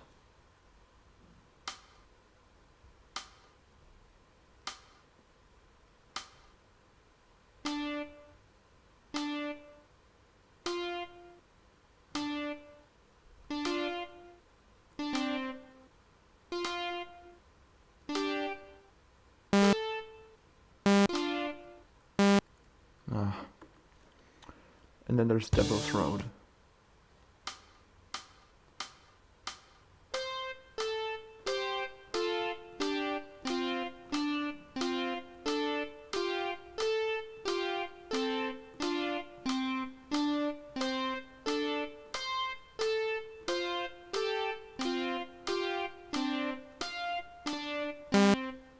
Yeah, it's really satisfying when you actually get it. I think it's a great actual game concept. So yeah, I think I'll remake that one. What's next? Crystal Ninja, the newer version. So this is Crystal Ninja. and I have been working on it for a very long time, actually. Surprisingly long. Yeah, so as you can see, I have palette swapping. I'll just change back to this one. I have... Everything is kind of organic, or however you'd call it. Everything is kind of like in the game world. There's 2 languages in the game. There's this full screen overlay.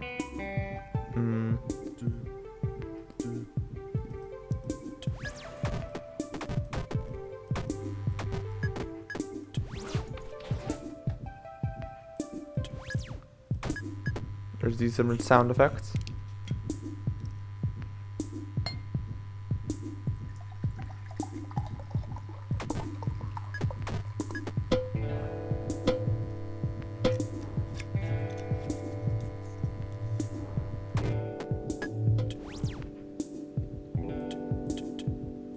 Different sound effects, different explosions. I have all these, I have a bunch of videos. Hello, no sun, no moon. I have a bunch of videos with the different things I made for this game. I think I'll just change back to the regular things. Or maybe... the snap. I really like the snap. Anyhow, yeah, there's all these different characters. I put in a lot more effort into the polish and character. There's a bug here in that this thing still exists, anyhow.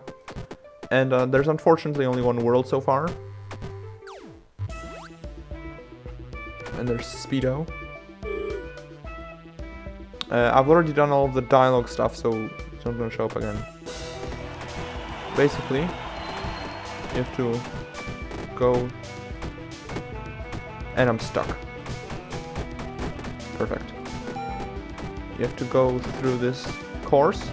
You have to collect these gems. Or crystals, sorry. And when you do collect them, then you can see this kind of trail forms behind you. That means that you're invincible.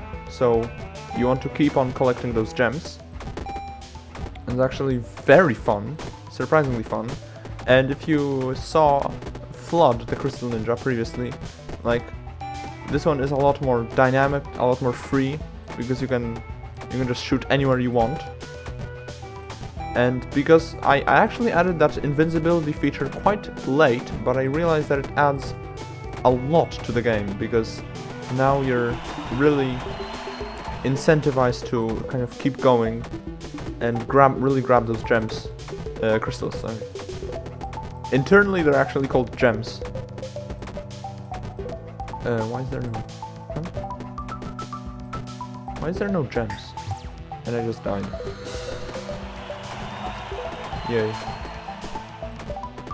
Oh yeah, and also when you start or you finish a lap, you also get the invincibility thing. I just died again. Whatever. Point is, there's a lot of polish. It's a discontinued game. You can buy the current version, I think, for like $3. There's Burly.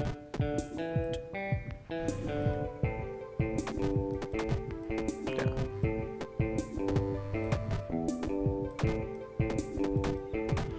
Yeah, and it's a very fun game. It's discontinued. I don't think I'll ever come back to it.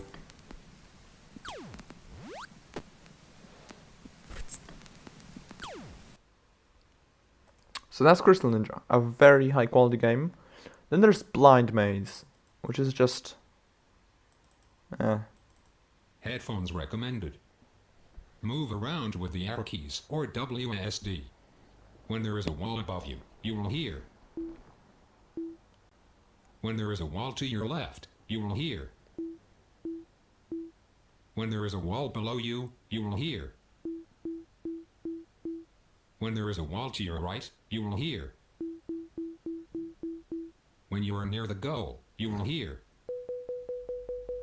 When you finish a level, you will hear. Good luck. You will need it. So the premise is that you're supposed to guess where you are based on the polyrhythms.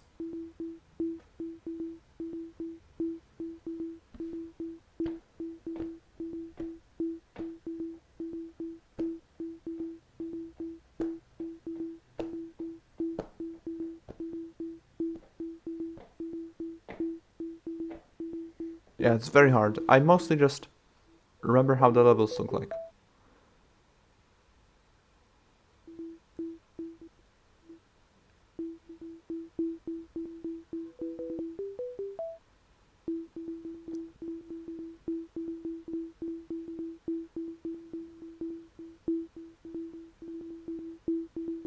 Yeah, and I forgot how this level looks like. I will actually remake this game, but I'll make it a lot better. It's actually spelled with a U, excuse me. Please spell my characters' names correctly, or else I will have to ban you from the channel. Thank you. Burley is spelled with a U. Anyhow, I think I'm gonna remake this game. I mean, I think I will. I will for sure. With the blind jam. There we go. Which, by the way, you can join right now.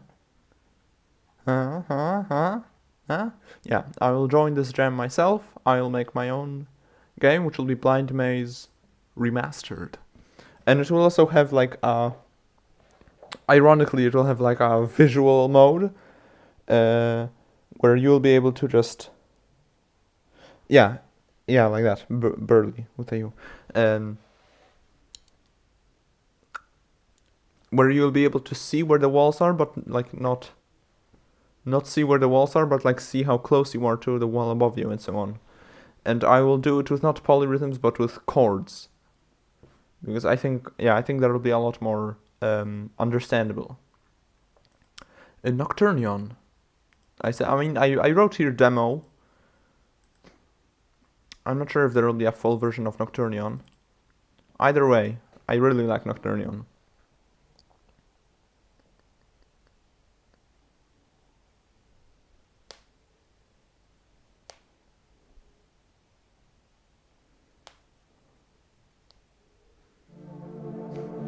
Oh, it's loud. Oh yeah, for this game, a guy named Deem, if I remember correctly. Yeah, he was also named Deem. Actually made the music, and the music is really nice. So, this is normal mode. Oh yeah, and the quotes.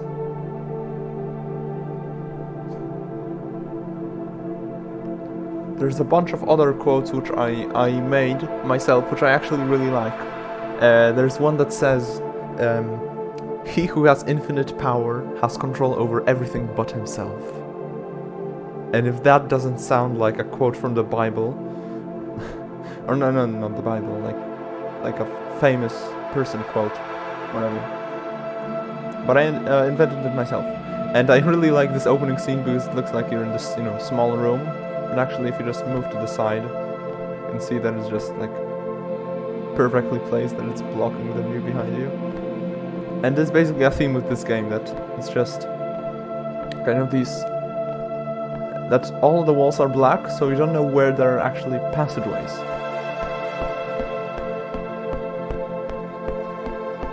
And also I hid these 8 or 7 sleeping shacks throughout the levels.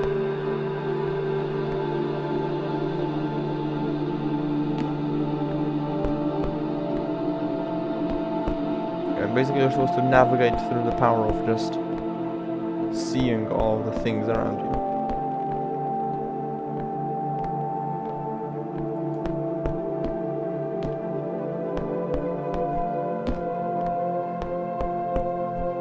And there is... No? What?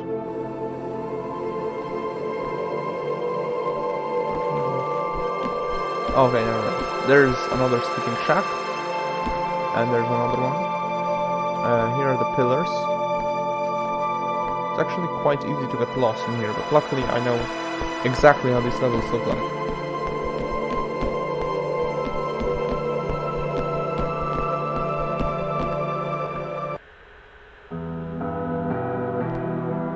And this is the main theme that I actually invented myself, and I just gave it to him to write. There's actually... Oh, hold on, I don't want to lose my orientation. Okay, so if here's the white streak, I'm gonna go here and then to the right, There's another sleeping shack. Okay, so let's go here and pull these levers. One thing that you'll notice about these levers is that the animation is actually like I think it's not that easy to notice, but if you look carefully, you'll notice that the ball doesn't exactly. Oh yeah, you can look over there. It doesn't exactly follow the lever. Like it goes in a sort of triangle shape instead of.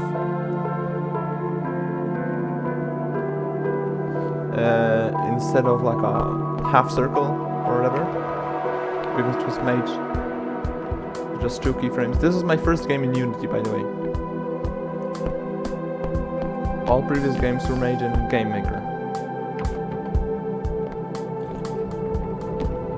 And there's the gate to the Nocturnal Castle. Oh, Dane. Okay, sorry.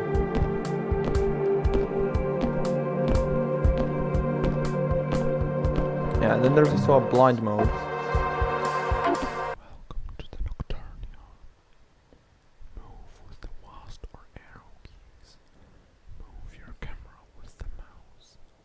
Jump with the space bar. You will hear a faint sound on the wall that you are facing. If the wall is further away, the sound will be quieter. Good luck. Yeah, so.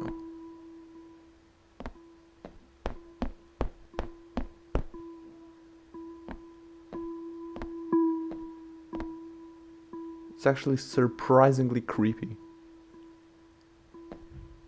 Playing this in blind mode. Especially because of the Doppler effect.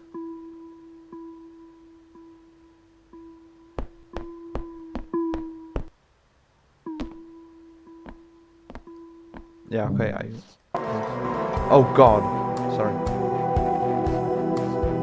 They even made a settings menu. I mean, look at that. Yeah, so...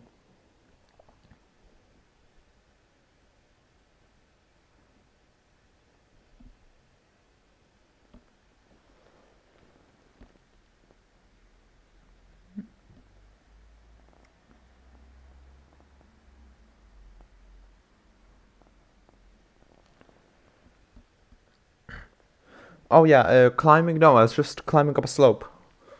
Anyhow. Nocturnion, yes. I might remake it in the future. I think it's also a cool concept. Planet Doom.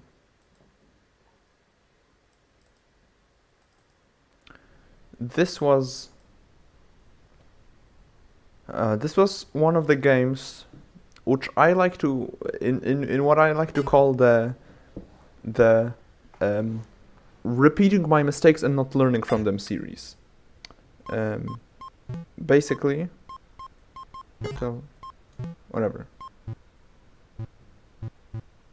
Basically, in this game, well, I'll just let the tutorial speak for itself. A and D or left or right to walk. Walk into walls to climb them. Vested with troglodytes.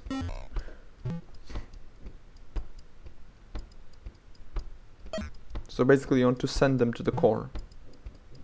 Core currently has enough time to last 1 minute. Yeah, and this was a bit confusing because it said 10:00. Rocket fuel, rocket rebel. I really like this tutorial though. I must give myself props for that. Press enter when you're close to them or to open them.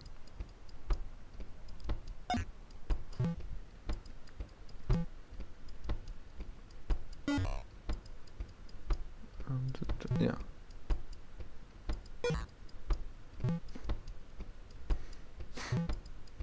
Yeah, the planet will self-destruct in 10 minutes. So that's what the timer actually says. So the problem with this game, or the main problem, is that there's way too much screen shake, in case you couldn't tell. but I quite like how I made the AI, because actually it wasn't that simple, to be honest. And actually, if you want to beat the game properly, then you'll have to... Oh, whoa. Excusez-moi. You'll have to get through these 4 systems in... there we go. As you can see, the core kills them. You need to get through these 4 systems in the correct order, because otherwise you'll be left... yeah, like there will be too many, just way too many troglodytes to actually do anything. Huh? Oh god. Might as well just... There we go. Thank you. No! No! No! Yes, I agree. I honestly didn't picture anyone playing the blind mode for enough time to actually care about the shacks. But that is a vital mistake that I made in my game. Because the shacks are actually very important. Anyhow, I do want to kind of beat this game, but I also don't want to spend too much time on it, just because I don't want to. It requires effort. Ooh, 1000 bit. Now this is a big boy.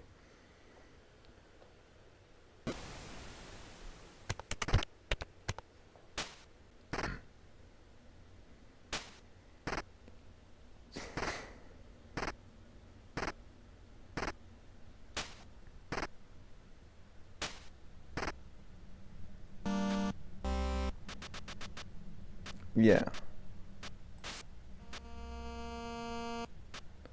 If you'll just excuse me for a second. I turned off a bunch of these toys. So just set them back to what they were. So yeah, programming game. I'm sure most of you would have seen this at some point or another. The main problem is that this is how the lessons look like. Not very interactive. I tried to change this in 1DC, or you can actually edit the things while you're doing the things, while you're looking at the tutorials.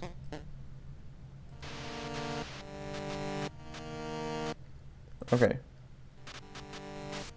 So in case you don't know how this game looks like, basically you're writing code in a pseudo coding language that I made up and edited and made basically. And the goal is to send the outputs that are equal to the expected outputs over here. So yeah, so in this case, just out in, and then you move the cursor down by 1.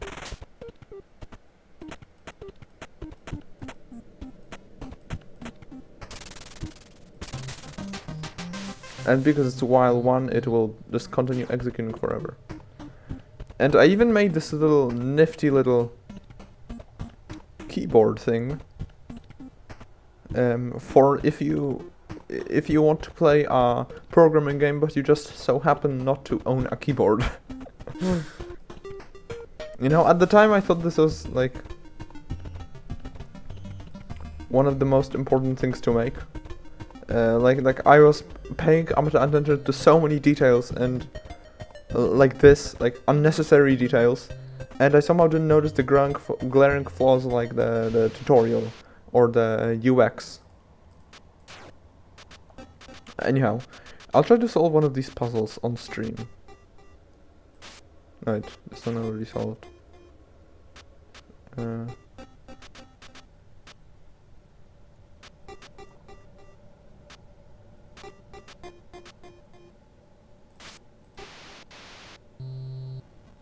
Oh.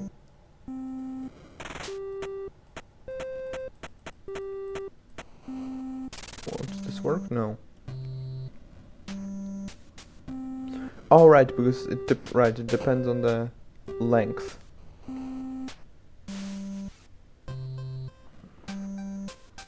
Huh.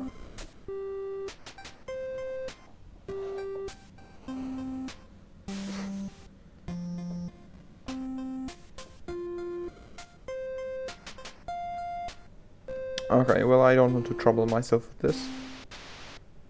This sounds like a difficult puzzle. What about this one? Oh yeah, this is one of the things. Hold on, if I... Yeah, there we go. Because there's these text messages which say like, if in equals 1, 2, 3, then out 5, 1, 2. Oh, thanks. No sun, no moon. Make yourself at home.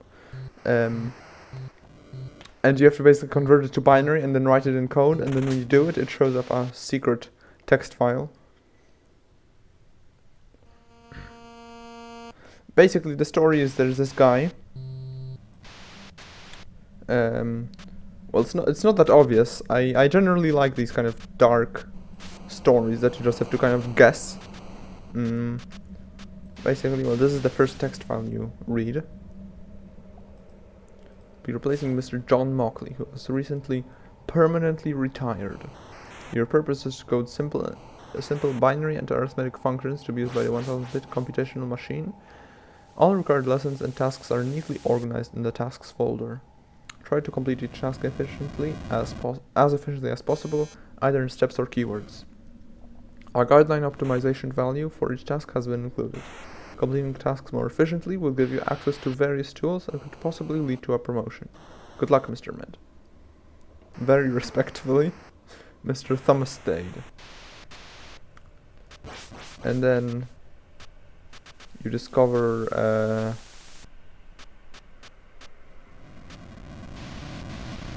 insulation. Yeah, basically there's this guy. You turn on this defragmentation thing, and you start to discover these files. And basically there's this guy who tried to steal the company's secrets, and they sent him to a torture room. And then afterwards he came back writing things like this. And like this. And it's really nice. And then he ends up committing suicide. It's a really fun story. And then there's this photo that I really love. I made it myself. This is actually made from a real photo. And then I like decreased the scale and made it like... Yeah. I made it into this, basically. And then later, hold on, if you go to keyboard... Yeah, there we go. If n equals... 643... 643 and 112. Hold on. 643...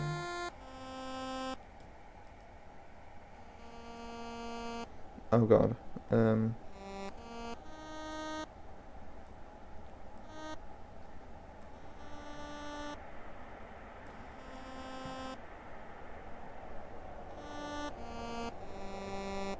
112.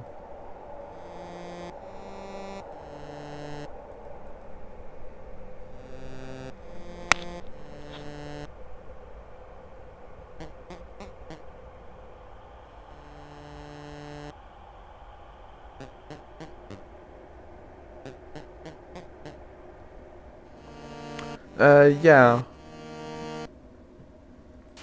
In response to what you said in chat, yeah. I think that captures my emotions perfectly. If I go to sandbox mode... Ah! What's wrong? Alright. Equals 101000011. Out. And that's... There we go. There's another image that I made. And it actually doesn't mean anything at all. What a surprise. Anyhow, the main point is this game is very cryptic, I guess. It's hard to understand for someone who hasn't played it for some time, but surprisingly it's my most successful one. If I just go to my dashboard, and into analytics. These are views, by the way. Here you can see normally I get 39, 47, 498 views. Yeah, that's when I won the jam. It was a really nice moment. Yeah, 1000 bit. I made almost $100 on it in total, which is quite nice. It's the most I've ever made on a game.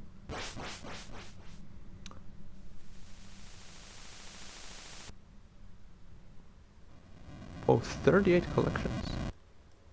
This one as well? Wow, that's a lot of collections. What I'm trying to say is I'm very successful. And you should envy me. Yes, thank you for the good job. Yeah, so... What I'm trying to say is... It's very hard for me to... I get sidetracked so easily. The language is... very kind of high level, I guess. Add the sum of all numbers from 1 to that input. Yeah, this task doesn't... Like, I didn't really focus on the inputs that much. Most of the outputs are just 1, 1, 1, 1, 1, 1.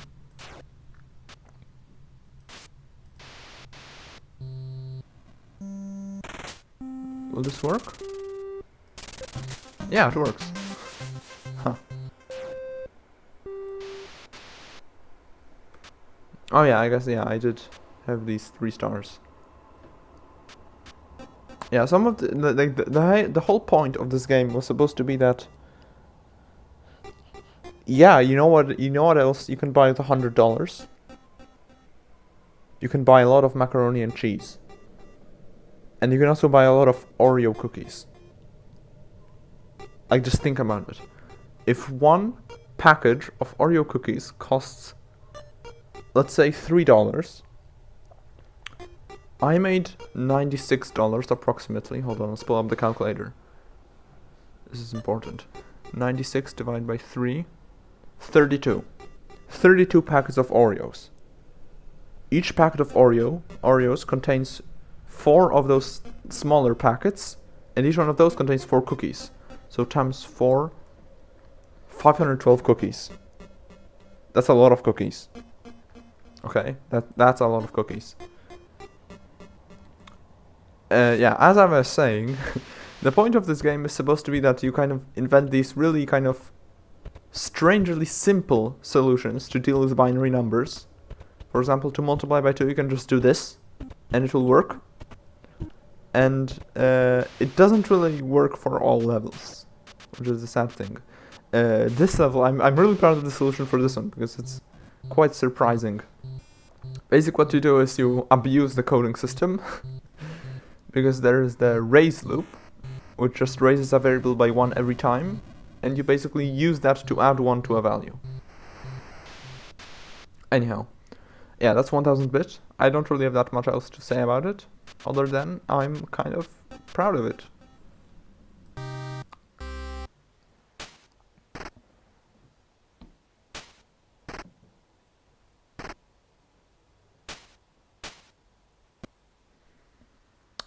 Okay, what's next? Where are we? 1000 bit. Tasker. Oh, this one. Another underappreciated classic of video games. So, if you see here, looks like just a normal platformer with some high quality particles, custom lighting and stuff. And when you finish a level, it plays back all of your movements. However, there's this, the frame editor. I must admit that the tutorial, I've always struggled with tutorials, like it's my weakest point. But in terms of game making, I make pretty cool games. Like, to be honest. Basically, it's like you're making a task.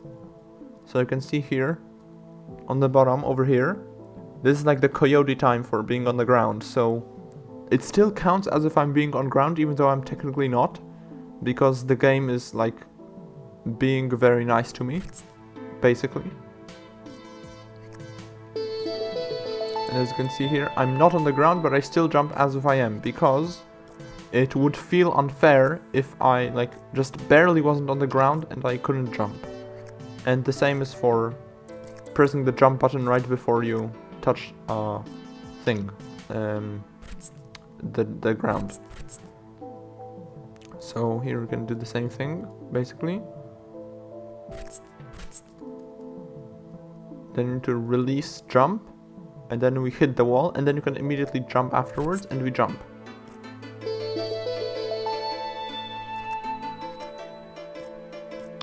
And it's a very complicated way of, like, it's very complicated to explain this, so I'll just, yeah. Huh? What's going on? The game's, what? Anyway, I have a full speedrun of this game, basically.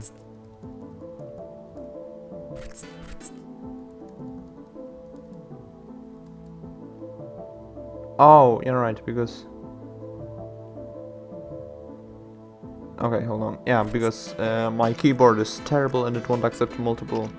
It won't accept up, right, and space at the same time. Anyway. It's an interesting game. It's an interesting game, and I think I will remake this one as well, sometime. Game.randomize. This is a good concept executed poorly.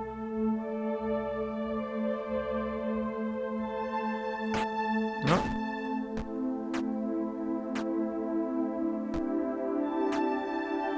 Basically,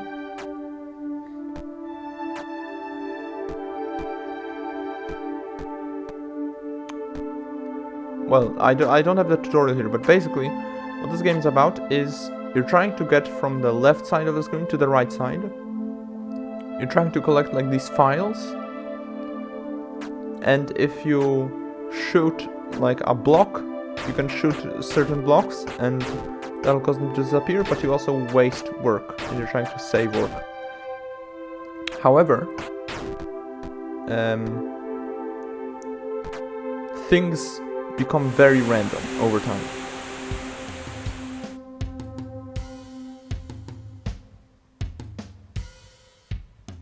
If it decides, there we go. So at the moment everything seems normal, you know? Yeah, as you can see, work wasted and just decreased by a minute.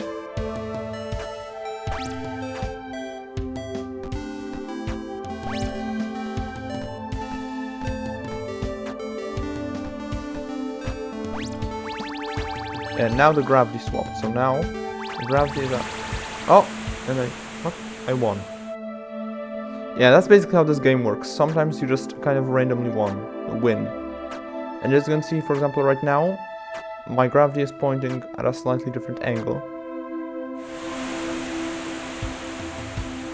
Yeah, oh, the meme man approves! Thank you, meme man.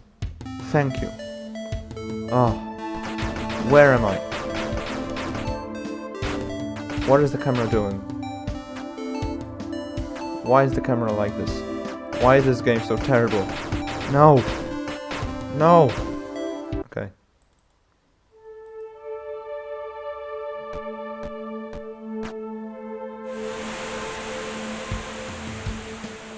Come on. Do something more interesting this time. The main problem I think this game has is that it sometimes randomizes the controls, and that just makes the game instantly a lot less fun, because you just have to search what kind of controls it wants now, and you can see it up there, but oh, and now now the screen changes. It's flipped or something.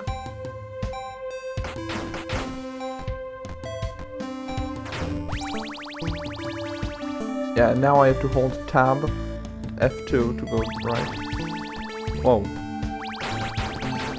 And now I'm a bullet, and I release particle effects that are made up of files. Whoa. Yeah, but this is not a really successful game, to be frank with you. Oh. Okay, so what? Okay, 2 and T. Jump enter, shoot Q. And the point is that it's supposed to look like completely random. Like, you have no idea what's going on. Where am I supposed to go? Am I supposed to go in the other direction? I don't even know. Sometimes this game is fun. And sometimes it's just weird, honestly.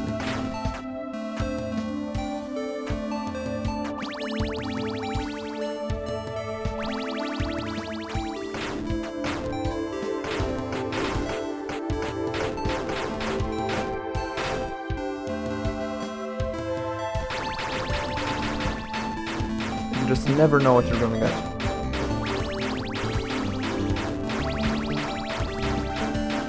What am I doing? What's happening? Nobody knows. O5HF. See if I can make it to the finish. Oh, come on.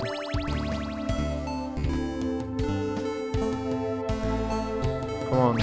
I can do it. I can do it. HF. H. No, C and enter. No, I need to go here. Jump with 7.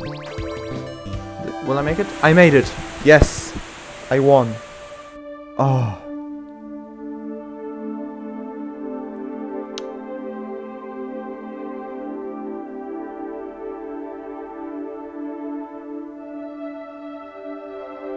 Well, the music is actually also randomly generated. And yeah, I agree that it doesn't necessarily make it more fun, which is one of the main problems with this game. That Mark Brown said that how can you take the game out of the player's control without making it less fun? And it's actually a pitfall that I fell into, because mainly like the controls, for example, or sometimes the gravity as well, because it makes it more tedious to play, basically. And tedium is not something you want in any game at all. Do I have Nutcracker here? No, I don't. Okay, I'll just remove that. Ooh, the last assignment. This is a good one. You'll like this one.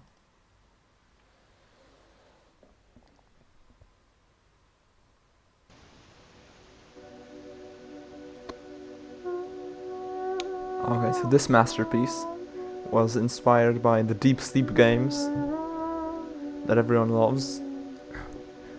And it was initially written or invented by my friend, and I made it into an actual game. And it has quite a few languages, actually. Okay, let's just start. It's the last day of school. You had a ton of homework to do, but you finished all of it, almost. There's one assignment left to do, and it would require several weeks of preparation. There's no way to make it, or is there? A long time ago, a boy was assigned the exact same project, and he and his family disappeared several years ago. Their house is the scariest part of the village, but it's the only way you can pass the school year. You must do it.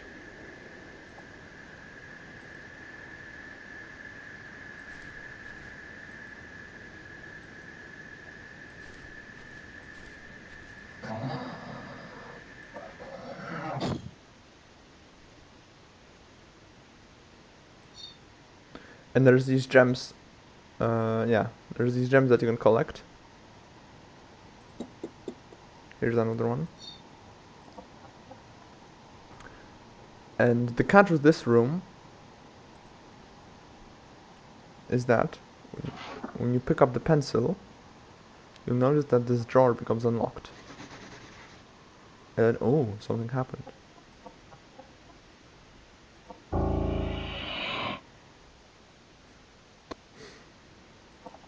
Yeah. So basically you just have to pick up the pencil and just leave. It's not very complicated. Oh, hey. Okay, there we go. This is the bathroom. You have to play tic-tac-toe. It's very easy, because I didn't bother writing a proper AI.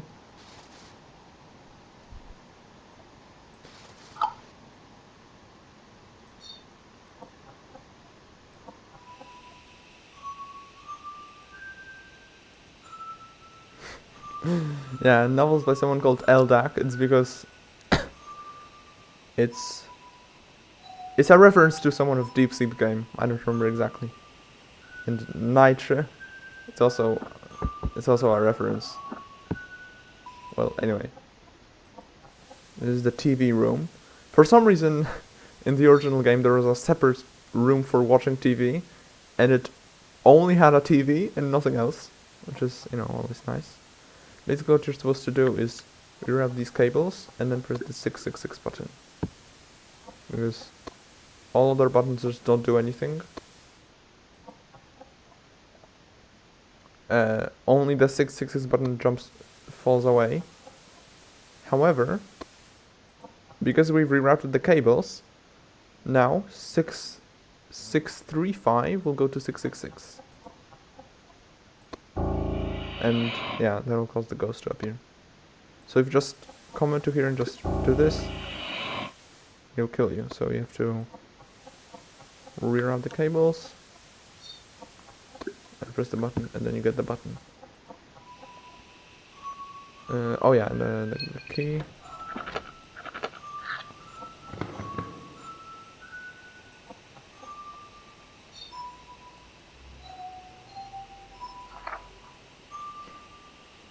There's a haunted house. He went inside. He went into the kid room. He saw these eyes outside. The eyes came closer and he died. A fascinating story. There are those eyes. So you use the candle to get them away. And now because you have the candle, you can actually go down into the basement.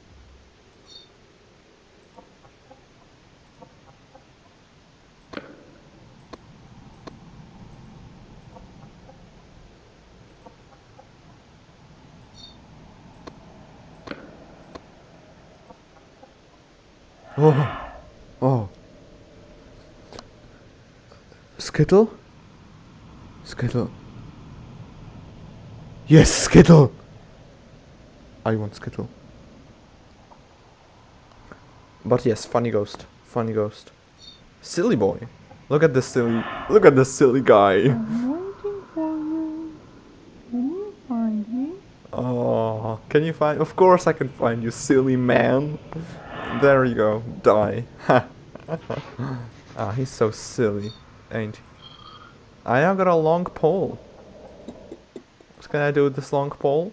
Put it into this room, take the key, and investigate the dice, and the cards, and the painting. That looks familiar. And then I can walk into here. Ah, the silly ghost is playing piano. Ah, he wants to kill me. Ah, he's so sweet. You got a Skittle? Give me the Skittle. Okay, let's just kill him.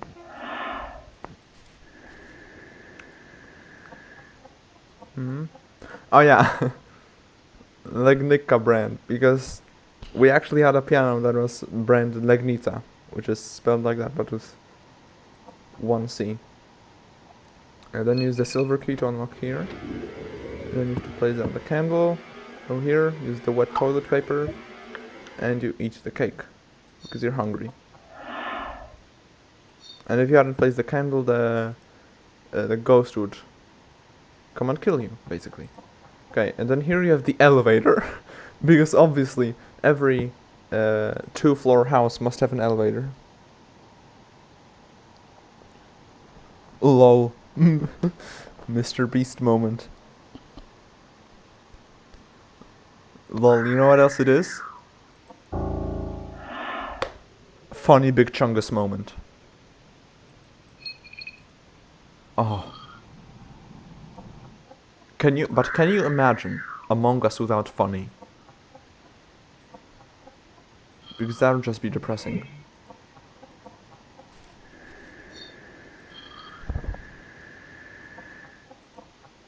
Okay, and yeah, now I put the button into here. I go up to the attic. I grab the gem.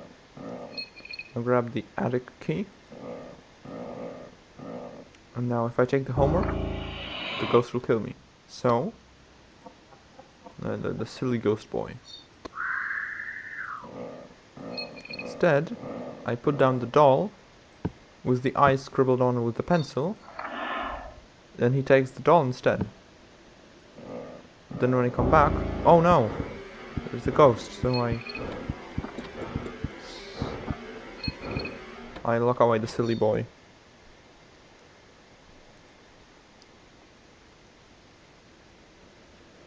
Oh, Skittles. Oh wait, where's my rope? Where did my rope go? Okay, guys, I accidentally soft-locked myself. Cool. Yeah, that's the last assignment. I'm actually made it in mono game, which meant a lot more work for mostly no reason. Hold on, I need to say something.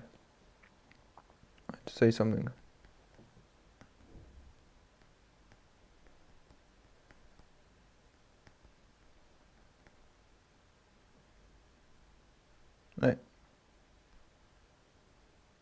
There we go. Yeah, I mean, everyone is sus in this game. Pretty much everyone. Especially the ghost, because he didn't give me the Skittle. Okay, I've been streaming for 1 hour and 48 minutes. No, 2 hours and 48 minutes. I'm getting a bit tired, but I'll go on. Not quite dead yet. This game is a bit sus, honestly. Because I already recorded a full playthrough of it, and I don't really want to... I don't really want to explain everything again. You know what I'll do? I'll just end the stream early because I'm bored and tired. Okay, so